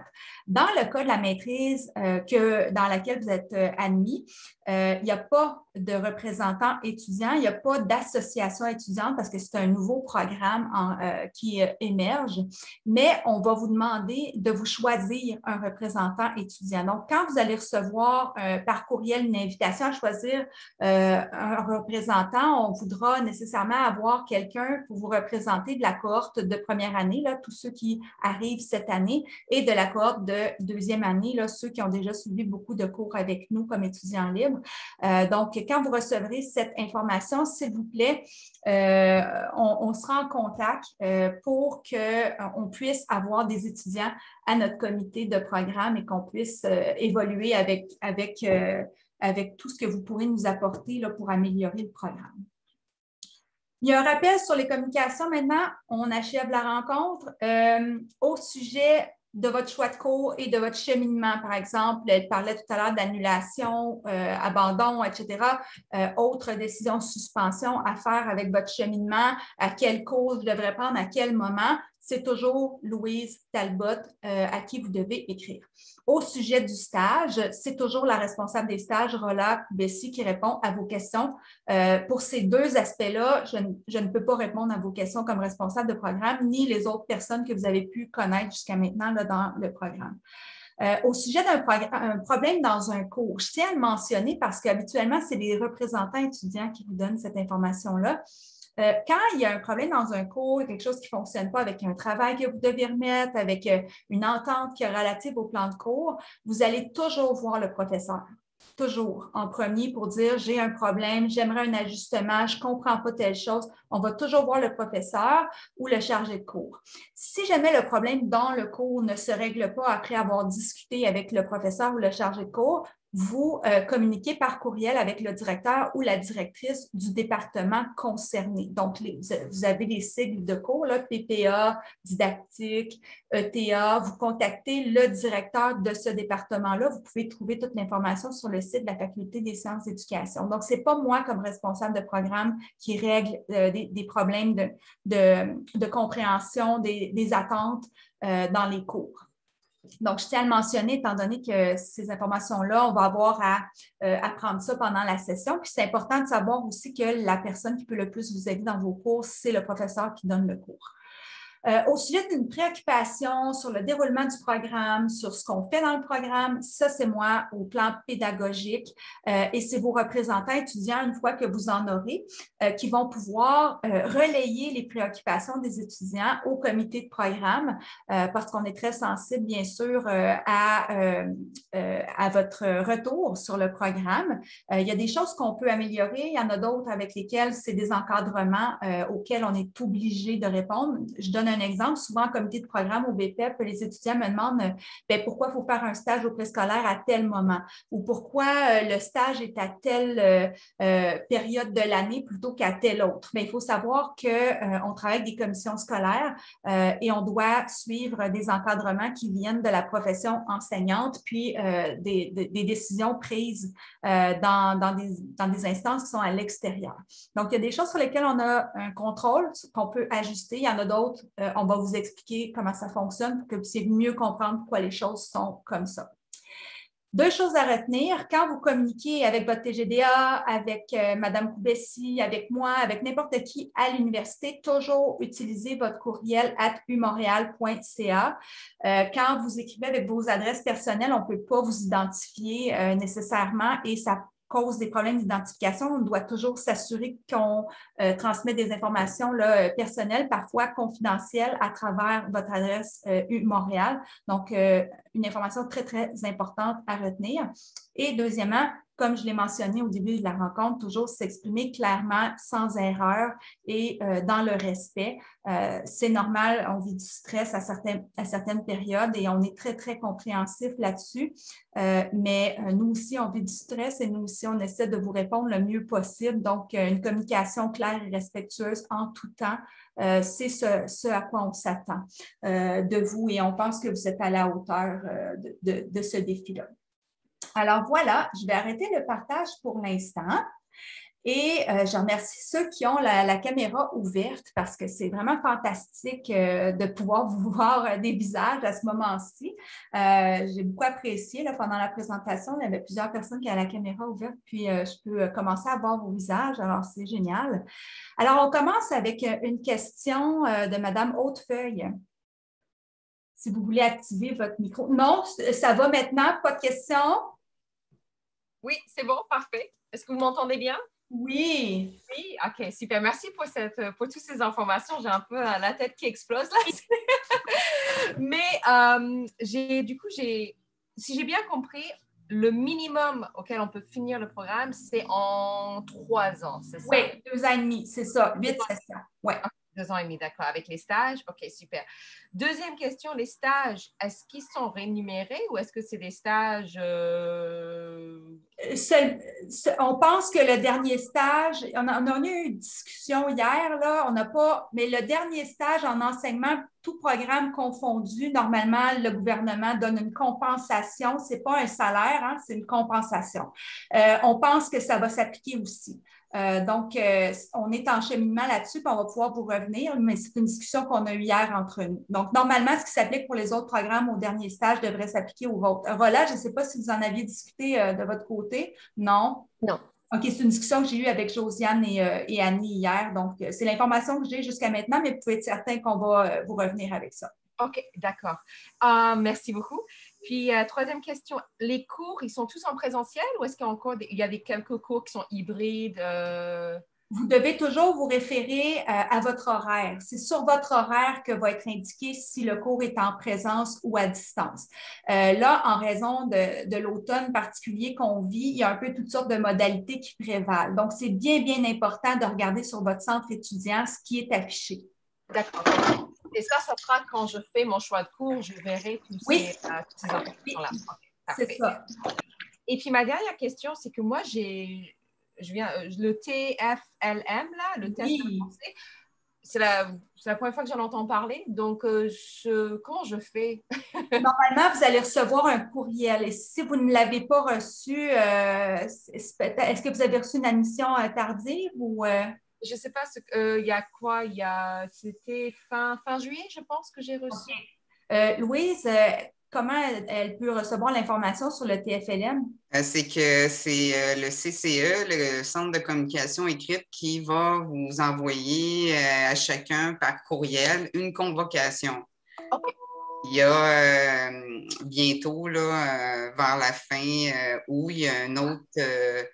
puis, il va y avoir aussi le 1er septembre. Il y a comme 2 dates à venir, là. Donc, inquiétez-vous pas, vous allez être convoqués.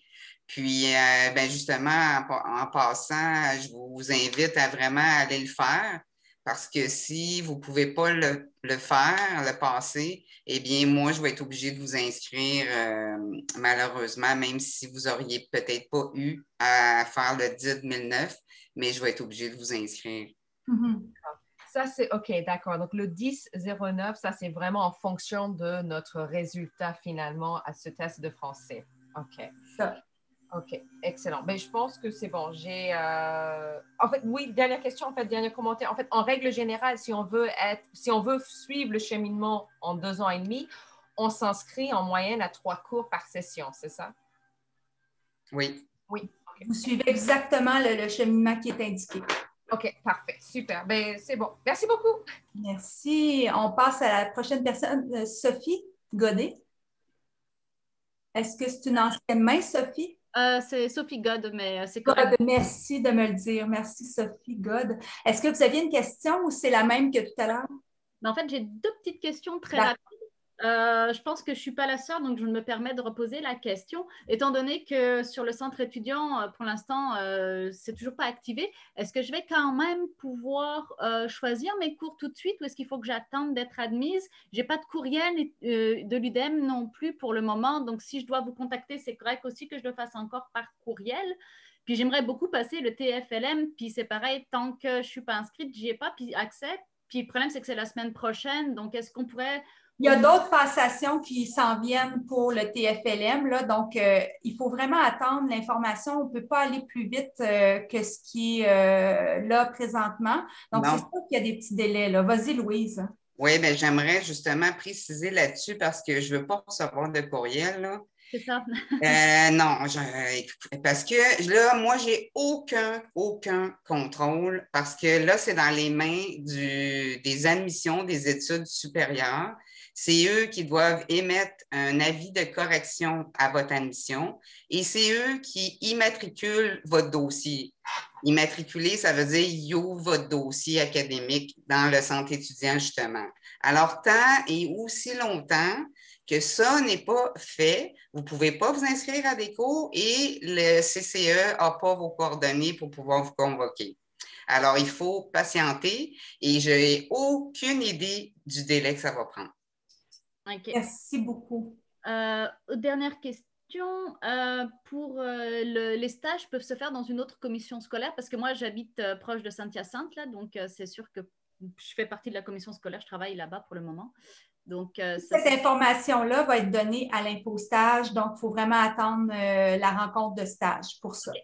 Alors, dernière mini-question. Mettons que donc, ça prend du temps avant que je puisse m'inscrire et puis que donc on soit obligé de m'inscrire au cours de français, mais que j'en ai pas besoin finalement parce que mes cours, finalement, je passe le test de TFLM, puis c'est réussi. Est-ce que je suis obligée quand même de continuer le cours?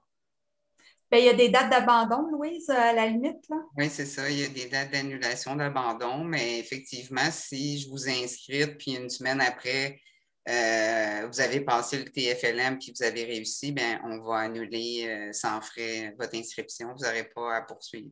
OK, parce que j'aimerais vraiment pas avoir besoin de prendre ce cours-là. Mais je comprends, donc soyez disponible quand le CCE va vous donner une date de convocation. Moi, c'est ça que je vous recommande fortement. OK, oui, merci. Merci. On passe à la prochaine question. Marla. Est-ce que Marla est toujours avec nous? Oui, bonjour. Merci beaucoup pour cet accueil. Alors, j'ai des petites questions. Juste pour être certaine, j'ai reçu toutes les grilles de cheminement pour les cours et j'ai reçu aussi les grilles d'horaire, donc merci. Mais il n'y a aucun cours offert de jour. Non, exactement. OK. Donc, tous les cours sont offerts de soir ou bien le samedi matin ou le samedi après-midi. C'est ça, exactement. OK, parfait. Et puis aussi, si j'ai bien compris aussi, à partir de 16 heures, on peut mettre nos cours dans le panier. Demain matin, on peut s'inscrire, mais juste pour la session d'automne. Exactement. Okay. Non. Pour vous, vous pouvez vous inscrire déjà à l'hiver.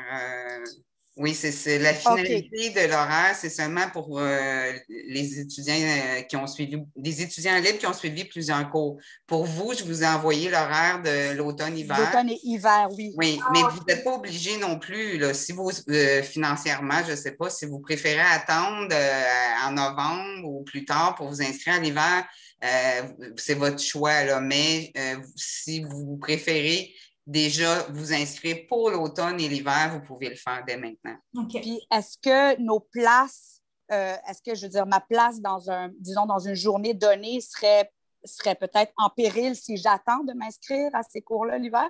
Non, parce que les places, ça, faites-vous-en pas. Vous allez tous avoir une place dans les cours. Puis aussi, à n'importe quel jour qu'on sélectionne. Comme, mettons que je le veux selon l'horaire du cours. C'est selon l'horaire du cours, mais je pourrais toujours choisir si je le veux, disons, le mardi ou le lundi. Non, il y a un horaire que vous devez respecter. Là. Je vous l'envoie. Oui, bien sûr, non, je comprends, mais des fois, le même cours est offert soit le lundi ou soit le mardi. Si c'est le cas, mais oui, c'est sûr, ça, vous c'est ce qui vous convient, évidemment. OK, parfait. Et puis, aussi, le cours le DID 1000T, le cours de mathématiques, notions de mathématiques au primaire, il faut le faire, dans les notes, c'est écrit qu'il faut le faire au terme de la première année. Mais dans la grille de cheminement, je vois qu'il est inscrit à l'automne de la deuxième année. Bon, ça, j'avoue, je vais vérifier ça, puis c'est fou, je vais... Non, il est indiqué à l'automne de la première année. Moi, je le vois ici dans la grille. J'ai la grille ici, là. Dans la grille deuxième année, dans les choix ici en bas, là, il est là. Ça, c'est votre cheminement sur 4 ans. Si jamais vous l'échouiez la première année, bien là, vous pourriez le reprendre la deuxième année. Okay, c'est ça que j'ai compris. OK, d'accord. Donc, il faut le prendre dans la première année. Il faut le prendre dans la première année. C'est si on fait le cheminement sur 4 ans. Louis? Okay. Oui, c'est ça, c'est bien ça, oui. OK. Non, c'est sur celui si vous faites le cheminement 8 trimestres. Mais si on le fait sur le cheminement 11 trimestres. 11 trimestres, bien, attendez, je vais regarder. Oui, on a le droit de le prendre en automne de la deuxième année? Non, c'est la même chose. Vous devez réussir au terme de la première année. Ah, OK. Oui, d'accord. Et même, écoutez, je vous recommande fortement de le faire avant de faire le premier didactique des mathématiques. Parce que c'est même les notions de mathématiques au primaire, là, je vous le dis déjà, pour ceux qui l'ont passé à titre d'étudiant libre, c'est pas facile. OK. OK, parfait. Parfait. Et pour les stages, même chose à l'horaire. Mme Coubessier, elle a parlé du deuxième stage qui se fait au mois de mai aussi. Oui. Sauf qu'ici, sur le cheminement sur 4 ans, il est indiqué en hiver. Est-ce que ça, c'est pas grave? On pourra en reparler pendant les séances d'information par rapport au stage? Oui, c'est ça. On va parler de ça après. OK. Parfait. Ben, merci beaucoup. C'était mes questions pour aujourd'hui. Merci. La prochaine personne s'est identifiée comme Landry. Oui, bonjour. Excusez-moi. Oui, mon nom c'est Stéphanie, en fait, mon prénom. Bonjour. J'ai 2 questions. Ça fait plusieurs fois que j'entends. Vous pouvez reprendre le cours de mathématiques, mettons, on le prend à l'automne, on peut le reprendre à l'été. Puis, j'ai aussi entendu que si on échoue un cours, on est exclu du programme. Donc, à ce moment-là, c'est mêlant. Si on échoue un stage. C'est juste les stages. Oui. OK, parfait. Deuxième question, pour les équivalences, vous avez dit qu'il faut que ce soit un cours de deuxième cycle qui a été suivi. Est-ce que c'est la même chose pour les cours, justement, de mise à niveau, là, le cours de français oral? Est-ce qu'un cours de bac de français oral serait équivalent peut-être ou il faut absolument que ce soit un cours de deuxième cycle? Parce que j'ai fait un cours de français oral dans un autre programme d'enseignement. Donc, je me demandais, est-ce que je peux faire une demande d'équivalence quand même ou je suis mieux de ne pas le faire parce que ça va être refusé? On m'a dit que non, 'non' hier. OK, parfait, merci. Merci. La prochaine personne, Sarah Cole-Charret. Oui, bonjour. En fait, moi, j'avais 2 questions. Premièrement, je vais poursuivre sur les équivalences. C'est comment ça fonctionne, en fait? Il faut envoyer un formulaire. Je n'étais pas sûre si c'était au registrariat ou c'est à... Oui, je vous Madame Talbot. demanderais d'attendre de recevoir le guide de l'étudiant pour pouvoir avoir toute la procédure pour suivre le guide. OK, parfait. Parce qu'au fond, par exemple, moi, le cours sur le système d'éducation québécois, parce que moi, je viens de la maîtrise en enseignement du français au secondaire, fait que j'ai certains cours que j'ai déjà fait de la maîtrise, dont celui-là, mais à l'UQAM, mais qui est l'équivalent, là, finalement. Mais, oui, vous pouvez demander une équivalence pour ça. OK, parfait. Au fond, je peux quand même... Parce que moi, je pense pas m'inscrire à l'automne, personnellement, là, mais... Oui, c'est ça. Vous pouvez vérifier, là. Puis, si vous avez besoin d'aide, vu que c'est un cours de l'automne, peut-être écrivez-nous, puis on va vous orienter, là. Écrivez à moi, plutôt, puis je vais vous orienter. OK, super, excellent. Merci beaucoup. Puis, sinon, mon autre question, j'imagine que ça va venir plus tard, mais c'était par rapport au stage. Donc, si j'ai bien compris, il y a possibilité d'avoir, au fond, je ne sais pas si c'est comme vous appelez ça comme ça, là, mais à l'UQAM, ça s'appelle une pratique supervisée, c'est-à-dire qu'au fond, si on a déjà un contrat d'enseignement, on peut faire la demande que notre stage soit fait dans le cadre de notre contrat, finalement. Oui, à ce moment-là, il faut écrire à Mme Coubessi. OK, parfait. Parce que c'est ça, moi, j'ai déjà un stage pour l'année, mais comme je sais qu'en tout cas, il y a possibilité de s'arranger toujours avec les centres de services scolaires. Mais OK, parfait. Super, merci beaucoup. Puis au fond, juste pour confirmer, donc pour l'inscription, on va pouvoir le faire à partir de la fin de la journée. Exactement, le panier à la fin de la journée à 16h, puis dès demain 8h pour donner l'inscription. OK, parfait. Puis une dernière question, puis ça va être vraiment, en tout cas, je m'excuse si c'est stupide, mais ça, je sais que le courriel de l'IDM, en tout cas, moi, il est comme lié avec mon adresse personnelle, mais pour écrire à partir du courriel de l'IDM, il faut écrire à partir du centre étudiant, c'est ça, pour envoyer un courriel? Ou c'est une question un peu pratique, là, mais... Il faut aller sur Outlook UDM dans OK. On peut se connecter. Donc, vous avez accès à vos courriels UDM en suivant la procédure pour accéder à vos courriels. OK, je vais checker sur le site de l'UDM à ce moment-là. Parfait. Merci beaucoup. Merci de prendre le temps d'arriver à l'Université de Montréal. C'est normal, il y a plein de choses à apprendre, autant les courriels, les mots de passe, les machins. Donc, c'est un peu ça là, dont on doit s'occuper cette session et surtout dans la prochaine semaine. Donc, merci beaucoup. Il y a Kim Lesage ensuite qui a des questions. Bonjour, est-ce que vous m'entendez? Oui, très bien. OK, parfait. Bonjour à tous. Bon matin. En fait, c'est plus le matin, là. Mais dans le fond, j'ai quelques questions comme plusieurs personnes. Ça concerne en premier le TFLM. Oui. Je m'étais inscrite au baccalauréat en premier, sachant pas que la maîtrise allait arriver. J'ai fait le TFLM. Je me demandais si je devais le refaire. Si vous l'avez fait, non. Il faudrait peut-être m'envoyer votre résultat par courriel si vous l'avez. Je ne sais pas si vous l'avez. Oui, je l'ai. J'ai pensé vous l'envoyer, mais je me demandais si c'était nécessaire. Ça serait bien, mais peut-être aussi, mais sûrement que le CCE a votre résultat, donc ils ne vous convoqueront pas. Ils vont prendre le résultat que vous avez, la note que vous avez obtenue à ce moment-là. OK. Puis, concernant les tests de français, je me demandais, si j'ai bien compris, on devra refaire un test de français pendant notre parcours. Oui, il y a un test de français qui va certifier ou en tout cas vous donner accès au brevet d'enseignement éventuellement et qui vous permet également de terminer la formation parce qu'il est nécessaire pour terminer les stages de la formation puis pour continuer dans le programme. Donc, vous devrez faire le TECFE, là, qui est exigé à tous les étudiants en éducation au Québec. Et vous devez le réussir avant de faire le dernier stage. Sinon, vous n'avez pas accès au dernier stage. Vous avez plusieurs droits de reprise pour le TECFE, énormément, ce n'est pas comme les cours. Mais il y a quand même certaines limites, là, mais c'est ça. Tant que si vous ne réussissez pas le TECFI, vous n'avez pas accès au dernier stage. OK. Ben, dans le fond, c'est pas pour me vanter. Donc, j'ai eu 80.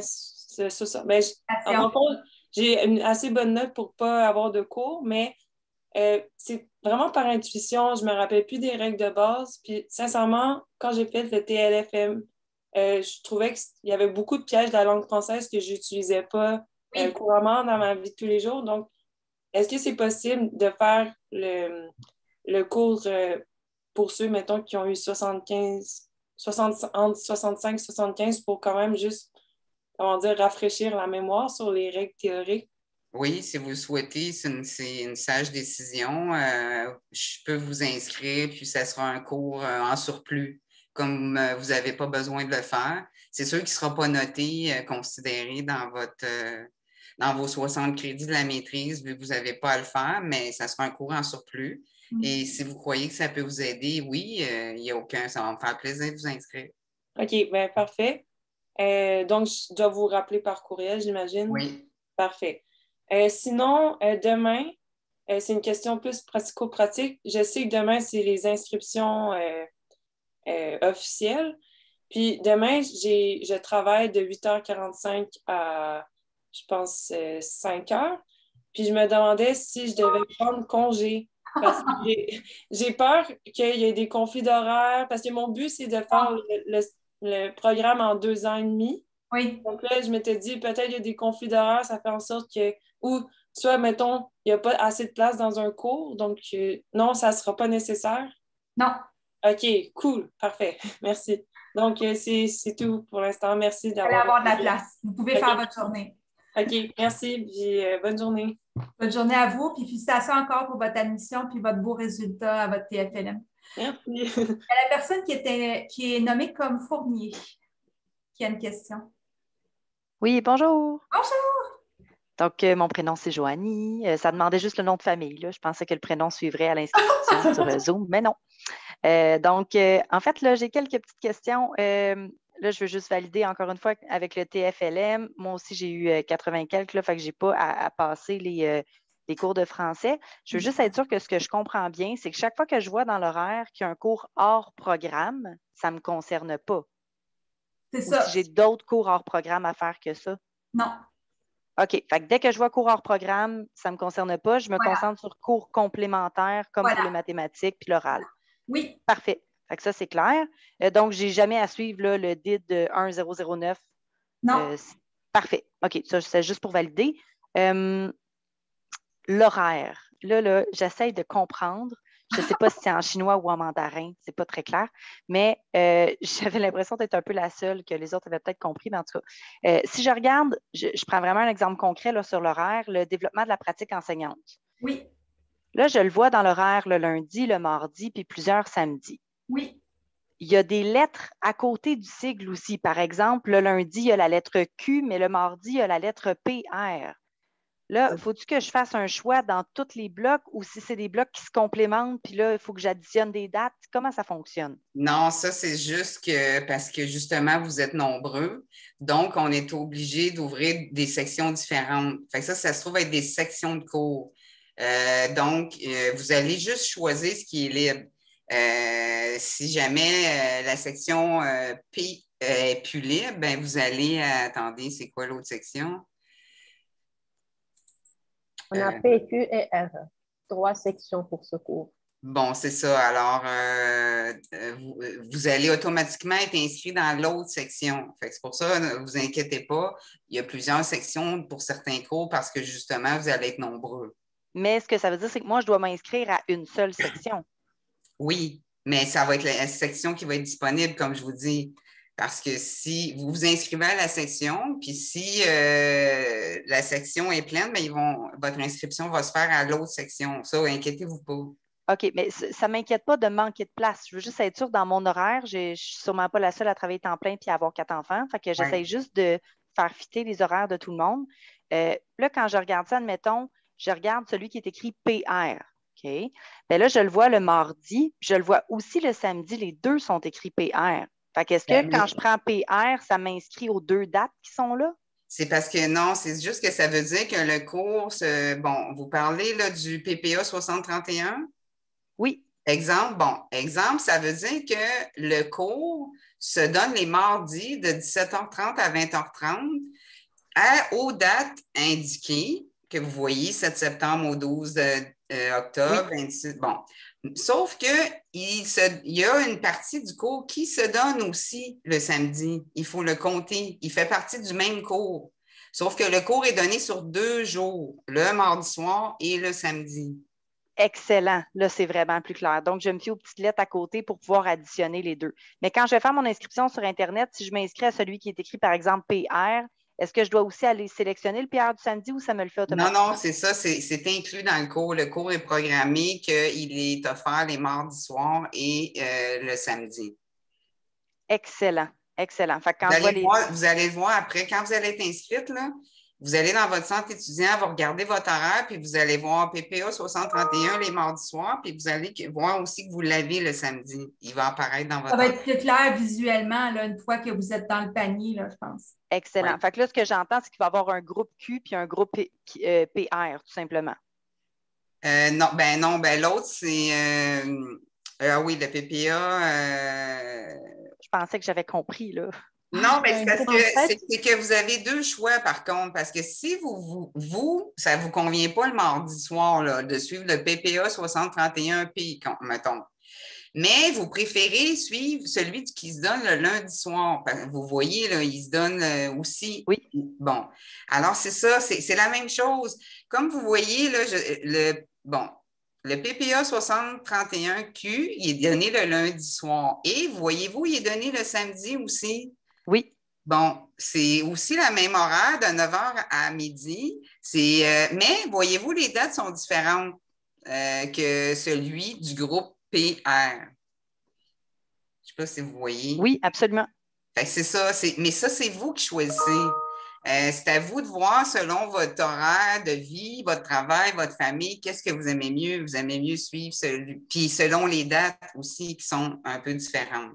OK, excellent. Mais déjà, je comprends un petit peu mieux là, que ça se complémente avec les jours du samedi en suivant la petite lettre à côté du sigle. Good. Oui, je veux juste clarifier quelque chose, ça va peut-être vous aider. En fait, il y a 3 groupes, un groupe P, un groupe Q et un groupe R.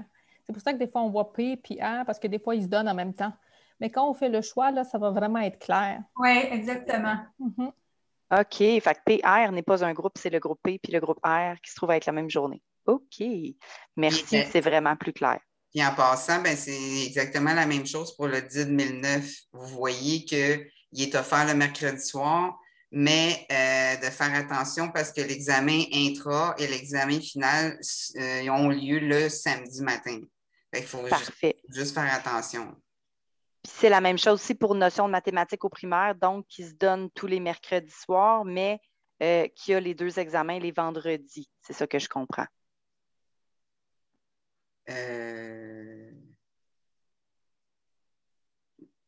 Lequel, vous dites? Le DID 1000T. Notion de mathématiques au primaire, il se donne les mercredis soirs, mais les examens sont le vendredi. Oui, c'est ça, oui. OK, excellent. Je comprends vraiment mieux l'horaire. Merci. Je m'excuse. Une fois qu'on est dedans, après, ça va être facile. Ça va sans doute aider plusieurs personnes. Merci, merci. Donc, je pense, est-ce que ça fait le tour? C'est peut-être une question pour les stages. Là, si vous pouvez me dire qu'on va répondre à ça rendu au stage, mais le stage d'observation de 10 jours, est-ce qu'il y a aussi une session reliée au stage avec d'autres dates à prévoir que ces 10 journées-là ou c'est seulement ces 10 journées-là qu'on peut tout de suite bloquer dans notre horaire? C'est ça. Il y a les 10 journées et il y en a 2 séminaires. Un séminaire avant et l'autre séminaire après. Donc, mais pour les séminaires, ça va être le soir, soir, si je me rappelle bien, de 5h30 à 8h30. Mais pour le stage, il n'y aura pas une journée par semaine là, attitrée au stage en plus du 10 jours d'observation? Non. Excellent. Les 10 jours d'observation, c'est ça. Et 2 séminaires, avant et après. Parfait. Puis là, tout à l'heure, Mme Talbot, vous parliez du nombre de crédits pour pouvoir être temps plein, temps partiel, puis tout ça. J'ai compris là, que, à partir de 9 crédits, on est considéré comme à temps plein. Là, le bout que je ne comprends pas, c'est que c'est un programme à temps partiel, mais que toutes les sessions ont plus que 9 crédits, en fait. Fait que là, c'est du temps partiel ou temps plein? Parce qu'on est comme considéré comme temps plein, Mais le programme est supposé être temps partiel. Non, vous êtes tous considérés à temps partiel parce que c'est un programme offert à la base à temps partiel. Mais c'est possible de le suivre à temps plein. Et c'est ça que je vous dis, pour être considéré. Pour ceux aussi, peut-être, qui ont demandé des bourses, hein, il ne doit pas en avoir une tonne, mais peut-être que certains étudiants ont demandé des bourses d'études. Bien, c'est sûr qu'il faut que ces étudiants-là soient à temps plein pour avoir droit aux bourses. Puis, pour être à temps plein, c'est ça, au deuxième cycle, c'est 9 crédits de cours au trimestre d'automne-hiver et 6 crédits à l'été. Oui, bien ça, c'est ça que je comprends. Le bout que je ne comprends pas, c'est qu'admettons, moi, je ne peux pas être à temps plein dans la vie. Le temps partiel, c'est un mot qui m'allait beaucoup, mais je ne peux pas vraiment être à temps partiel parce que j'ai toujours plus que 9 crédits. Mais vous n'êtes pas obligé. Il n'y a personne qui vous oblige. Vous pouvez prendre un crédit. Et n'oubliez pas aussi, vous avez 5 ans pour terminer le programme. Fait que si vous, ça ne vous convient pas, puis vous souhaitez prendre un cours ou 2 par trimestre, c'est vous qui décidez. OK. Bon. C'est sûr que ça va vous prendre plus de temps, vous comprenez? Dans ce cas-là, regardez plus le cheminement long là, de 4 ans sur 11 trimestres. Ça va vous convenir plus. Puis même, comme je vous dis, vous avez 5 ans pour terminer le programme. Fait que si vous souhaitez prendre juste 2 cours, un cours, c'est ça, c'est vous qui décidez. On ne vous oblige pas, c'est pas comme au baccalauréat où on vous oblige à suivre tant de crédits à chaque trimestre, puis vous n'avez pas le choix.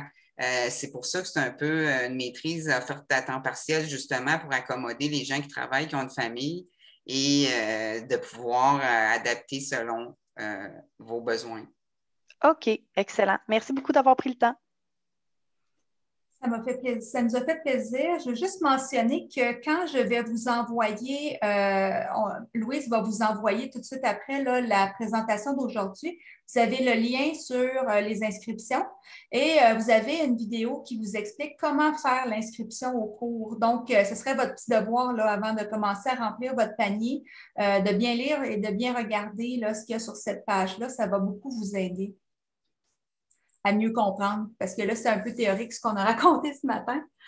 Il y a Sana Rafik. Oui, bonjour tout le monde. Bonjour. Moi, j'aimerais bien valider avec vous, si je comprends bien. Quand vous avez parlé tout à l'heure, vous avez dit qu'il y a 2 situations qui entraînent l'exclusion. La première, c'est de ne pas pouvoir réussir le 10 000 T qu'on a l'occasion de faire soit l'automne et puis la reprise, ça va être en été. Puis la deuxième situation, c'est vraiment l'échec du stage.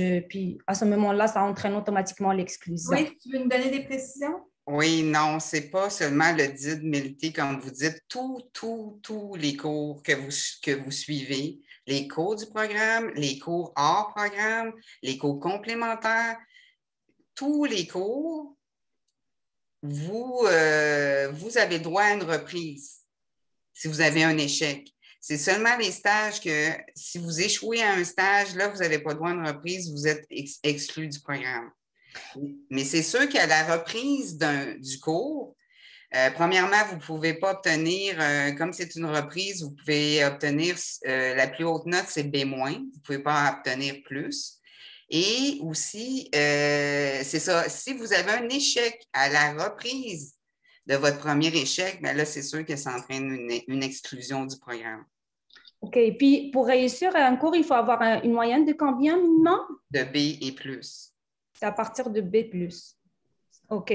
Puis, moi, ma deuxième question, c'est concernant le TechFi. Est-ce qu'on a une date précise pour le faire ou bien on peut le faire au courant du cheminement de notre programme? Vous pouvez le faire au cours de votre programme. Vous n'êtes pas obligé de le faire tout de suite. C'est sûr que moi, je vous recommande de ne pas attendre trop tard, surtout ceux qui ont des difficultés, parce qu'au moins, vous allez pouvoir le reprendre si vous avez eu un échec et que ça ne vous retardera pas dans votre cheminement pour avoir accès au dernier stage. OK. Excusez-moi pour le TechFi aussi, j'ai besoin d'une petite précision. Si on l'échoue, est-ce qu'on a droit à une reprise une deuxième fois ou bien plusieurs fois?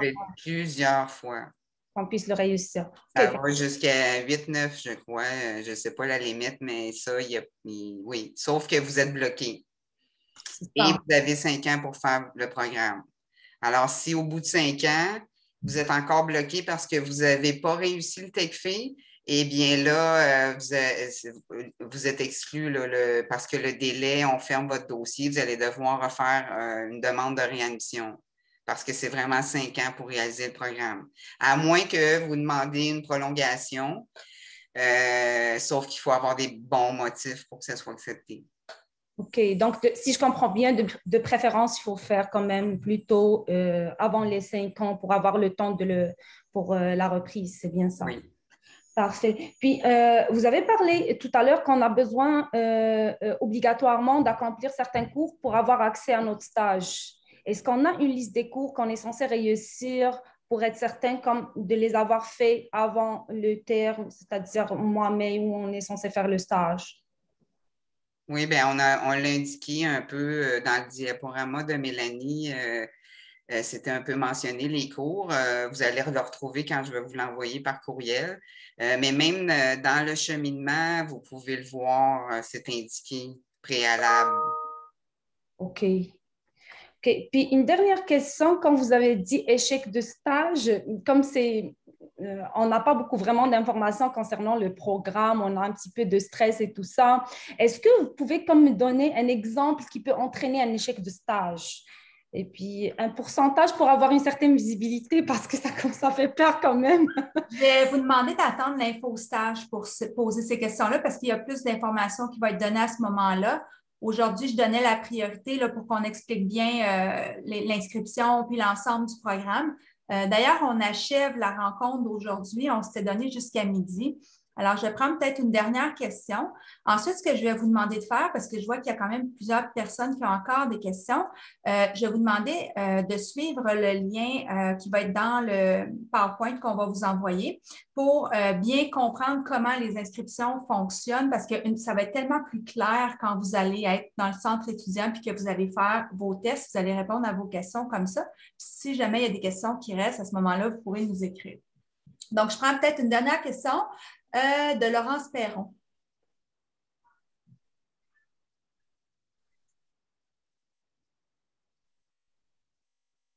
Oui, excusez-moi, j'ai eu un peu de difficulté. Je me demandais, parce que je pense qu'on est plusieurs dans notre situation là, qui sont déjà sur le terrain, qui ont déjà eu des contrats à long terme. Là, si je prends mon exemple, là, j'ai fait 2 années complètes en tant que titulaire. Donc, je me demandais, au niveau des stages, je veux dire, le stage d'observation, dans mon cas, est-ce qu'il y a une possibilité d'avoir comme une reconnaissance d'acquis expérientiel ou quelque chose comme ça, ou il faut vraiment le faire? Non, parce que ça prend un enseignant associé puis un superviseur qui évalue vos compétences. Donc, c'est ça qu'on ne peut pas faire quand vous êtes en emploi. OK, mais même si j'ai les évaluations formelles de la direction? Non, parce que ça prend des formateurs universitaires. Donc, les enseignants associés et les superviseurs ont une formation sur la manière d'évaluer les enseignants au Québec et ça prend cette formation-là. Les directions ont leurs propres critères quand ils font leurs propres évaluations. Donc, ce n'est pas la même chose. Mais je vous demanderais pour les stages de vraiment attendre la rencontre là, de la semaine prochaine parce que vous devancez un peu là, dans les questions. Oui, pas de problème. En fait, Mélanie, seulement un petit mot, ce n'est pas la semaine prochaine pour les étudiants à cheminement régulier. Ah, c'est vrai. Parce que leur stage, c'est en mai. Oui. La semaine prochaine, c'est pour les autres étudiants. C'est ça, c'est pour ça. Et on va le faire plusieurs mois avant le stage. Oui. Pour que tout soit clair pour eux. Donc, il faut vraiment attendre l'information aussi parce qu'on est en train de les mettre en place. Ces stages-là n'existent pas présentement. Donc, on est en train de compléter l'information qu'on va vous donner là-dessus. Il faut vraiment faire preuve de patience. Puis, je vous remercie tous de la patience que vous avez présentement avec ça. Là. Puis, j'ai une dernière petite question. Je me demandais, moi, par exemple, j'ai des crédits de cycle supérieur, mais dans d'autres programmes. Est-ce que c'est possible, s'ils ne sont pas en enseignement, mais il peut y avoir des liens, est-ce que c'est possible que je demande une demande? Et on peut toujours faire une demande d'équivalence à ce moment-là. OK, excellent. Parfait. Ça va être évalué. Mais comme on vous l'a dit, si c'est un cours pour l'automne, il faut quand même vous inscrire au cours en attendant la réponse. OK, excellent. Parfait. Excellent. Donc, on va clore la rencontre pour aujourd'hui. Je vous remercie d'avoir été là et on vous envoie tout de suite l'information pour que vous puissiez commencer à regarder votre inscription. Si jamais il reste des questions, vous pouvez nous écrire et on va tenter de vous aider là, au meilleur de nos connaissances. Alors, on souhaitait ce matin vraiment vous féliciter pour votre admission. C'est sans doute un nouveau projet qui s'ouvre pour vous. Puis pour ceux qui étaient déjà avec nous comme étudiants libres, on est vraiment contents de poursuivre l'aventure avec vous.